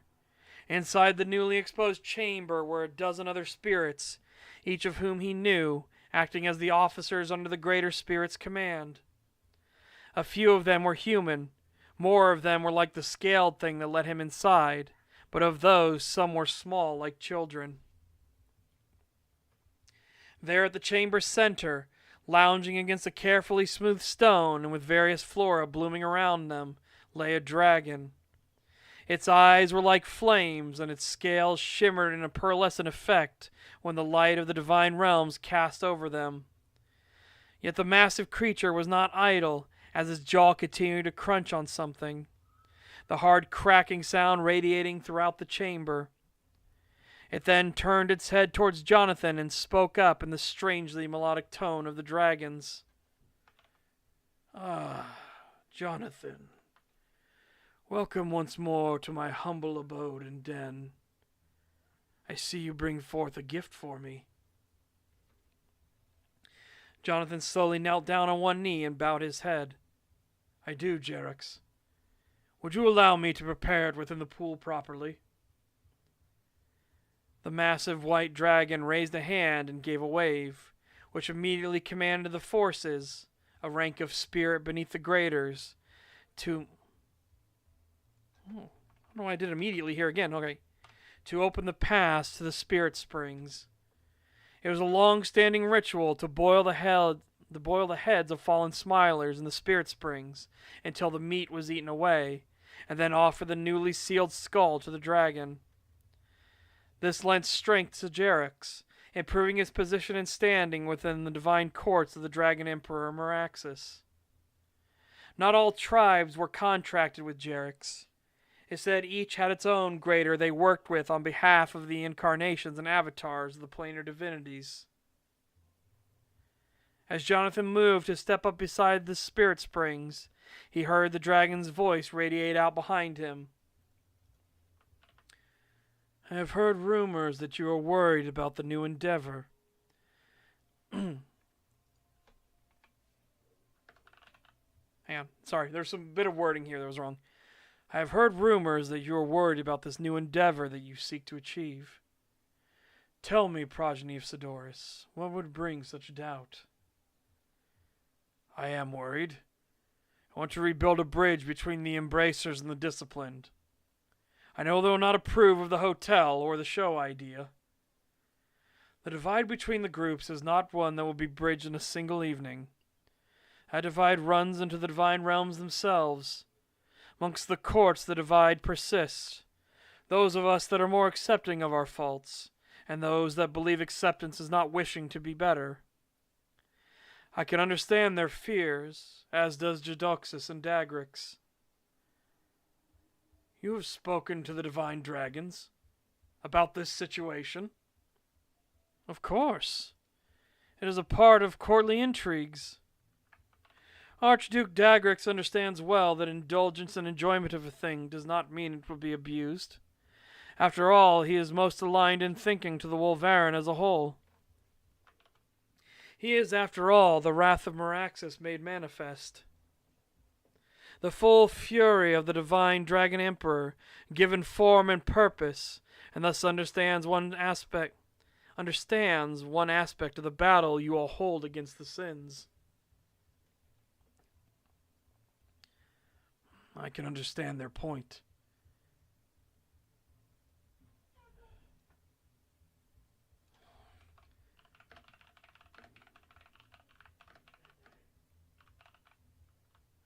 Hang on, I had to change that. Because I had a sentence here, and it's a sentence that's a particular pet peeve of mine. As you well know. Like, you don't need to say as you well know.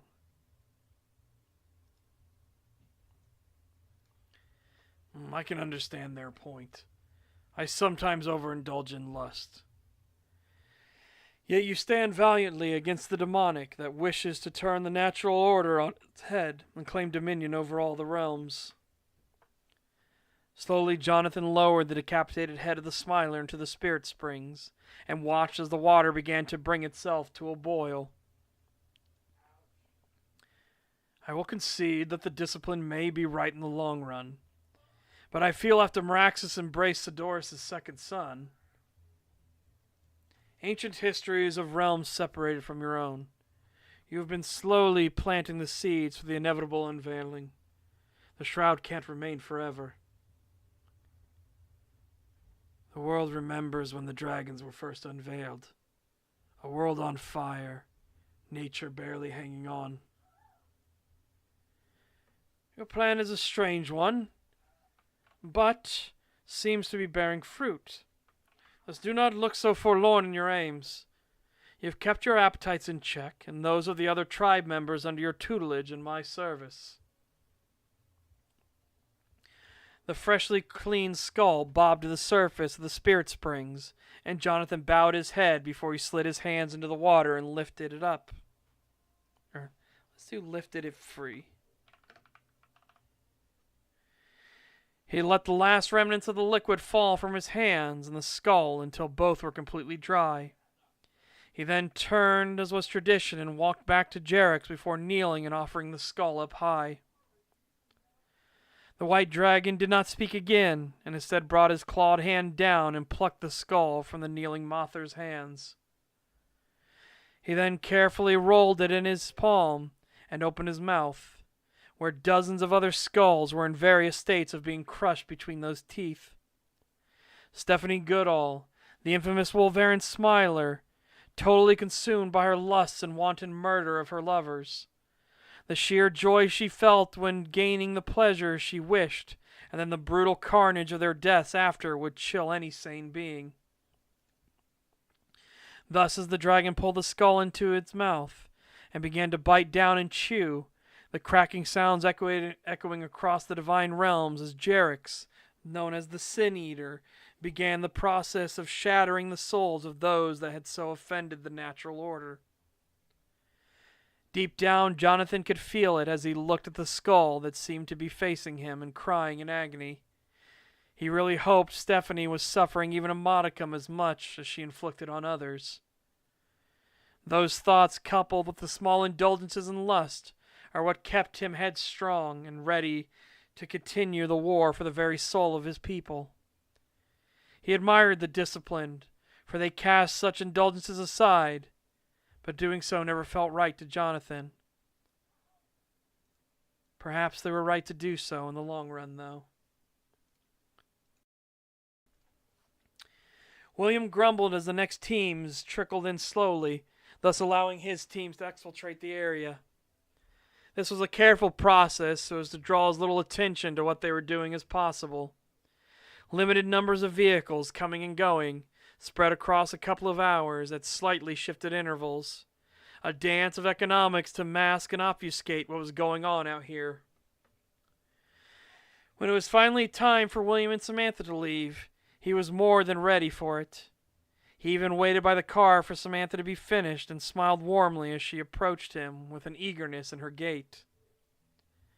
William immediately opened the door to the car and gave a nod of his head to her. She then graciously slipped in.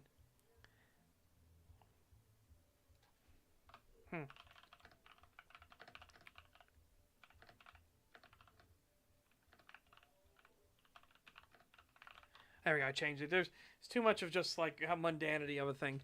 This is one of the things I was talking about where I need to like add a little more spice stuff. She then graciously slipped inside before he shut it as a gentleman might. Yet no sooner had he climbed into the driver's seat did the dispatch radio kick in. Clean up AA, this is custodial, over. William closed his eyes and gently tapped on the dash of his car before he lifted up the radio. Custodial, this is Cleanup AA. Go ahead, over. Cleanup AA, reports are coming in that Rangers suffered an incident. Head over to the visitor center. Over and out. William leaned back in the car seat and looked over to Samantha. He then brought his hand up and gently placed it on her own before he spoke up. You want to head home or tag along? Let's call it a first date then. The visitor center is only a short drive away, right? Apparently that was the prevailing wisdom to hide this site more.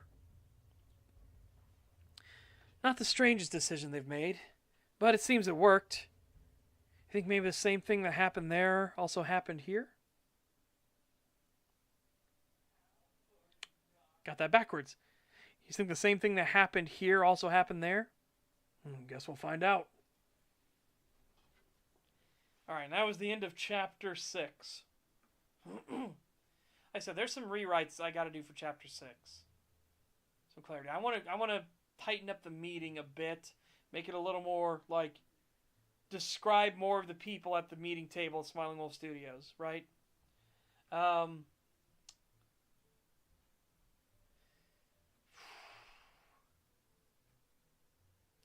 Need to clean up some more stuff here.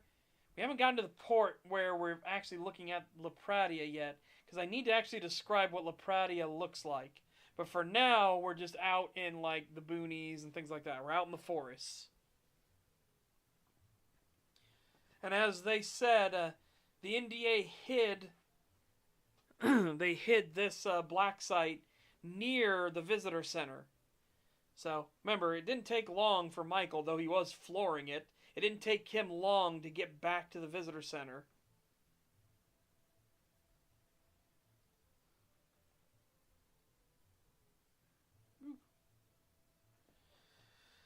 But yeah, so that was their whole thing of like, well, who would suspect that, you know, we would hide it here? And the same thing of like, why would you suspect that, you know, like underneath a school or, you know, under a church or things like that? Why would you suspect that there would be a government facility under it, right? Anyway, the NDA is huge on obfuscation, as we revealed in in chapter 2. Like, the NDA is like obsessed with obfuscating things. which oftentimes comes back to bite them in the ass, because if you obfuscate to obfuscate everything, so you obfuscate to obfuscate, which then makes your agents good at obfuscating things, a lot of communication issues and a lot of problems can arise because it can confuse your own personnel, which it does a lot. But they see it as a worthy sacrifice. Like, hey, we don't care if some of our agents get confused. At least nobody that's not supposed to know won't understand anything.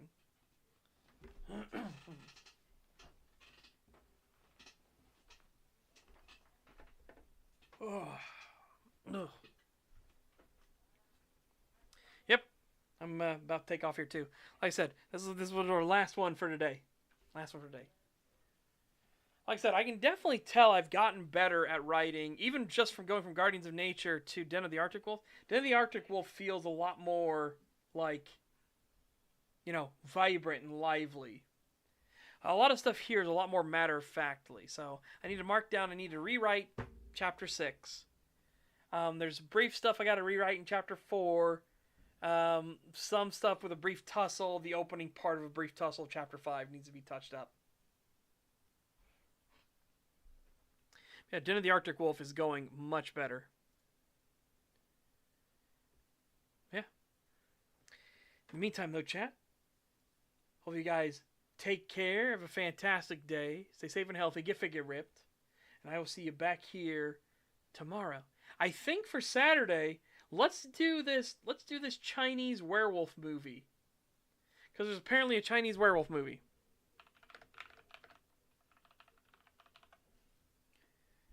I'll show you guys the picture of it real quick.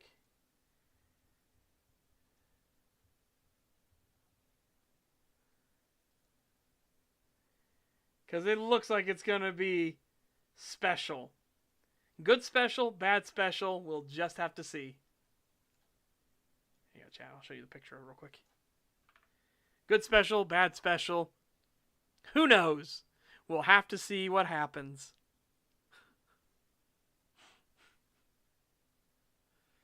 Well, it's funny you say that, Irish. I don't know if you missed it in when we were doing the read-through of... I don't know if you were here earlier, but when we were doing through the read-through of Den of the Arctic Wolf... Let me get to this. It was clear Corey wasn't that put at ease by the assertions, but at least he wasn't freaking out. The mood, though, was clearly lesser than it had been while they made their way to the front doors of the general store. It was at this time that Derek showed back up with a cart filled with refills for table salt. The other three could not turn their gaze away from the man, though, as he held a very different item in his hands while pushing the cart forward with his elbows. What? Another crunch came as he took something from the bag and slipped it into his mouth before biting down. The three other men looked at him for a long time before he suddenly clocked on and raised the bag up. A bag of dog treats. Oh, I was always curious, Dog spirit. See a lot of dogs beg for these, and, well, even as he spoke, he fished another out and brought it to his mouth to begin chewing on it once more. He then looked at the three others and offered the bag out towards them. They are tasty. Corey immediately refused before he watched his other two compatriots look between each other and then shrug. I must admit, I hadn't thought of it before, but I'm curious now. Alex spoke up, and then both of them approached to take a snack each. It was at this moment when Corey's face twisted into pure disgust and his mouth hung open in disbelief. It was also at this moment that the deputy's worries and fears about the spirit world were lessened. Because, yeah, why they wouldn't... They're like, we can just go, hunt something and eat it and things like that. Why do we need to worry about dog treats? Something like that. But then they're like, okay, now I'm morbidly curious. Now I'm curious. Fuck it. I'm gonna eat. I'm gonna have one. Again, I got no idea, Anti-Boy Scout. I have no idea what it's gonna be. I just heard it's a Chinese werewolf movie. And it looks goofy. That cover looks goofy. Oh, we'll see. We'll see what it's like. There's an Indian werewolf movie as well. I can't remember what it is, but it has like a crazy fight scene between a werewolf and a vampire. Anyways, chat. Meantime, hope you guys take care. Have a fantastic day. Stay safe and healthy. Get fit, get ripped, and I will see you back here tomorrow.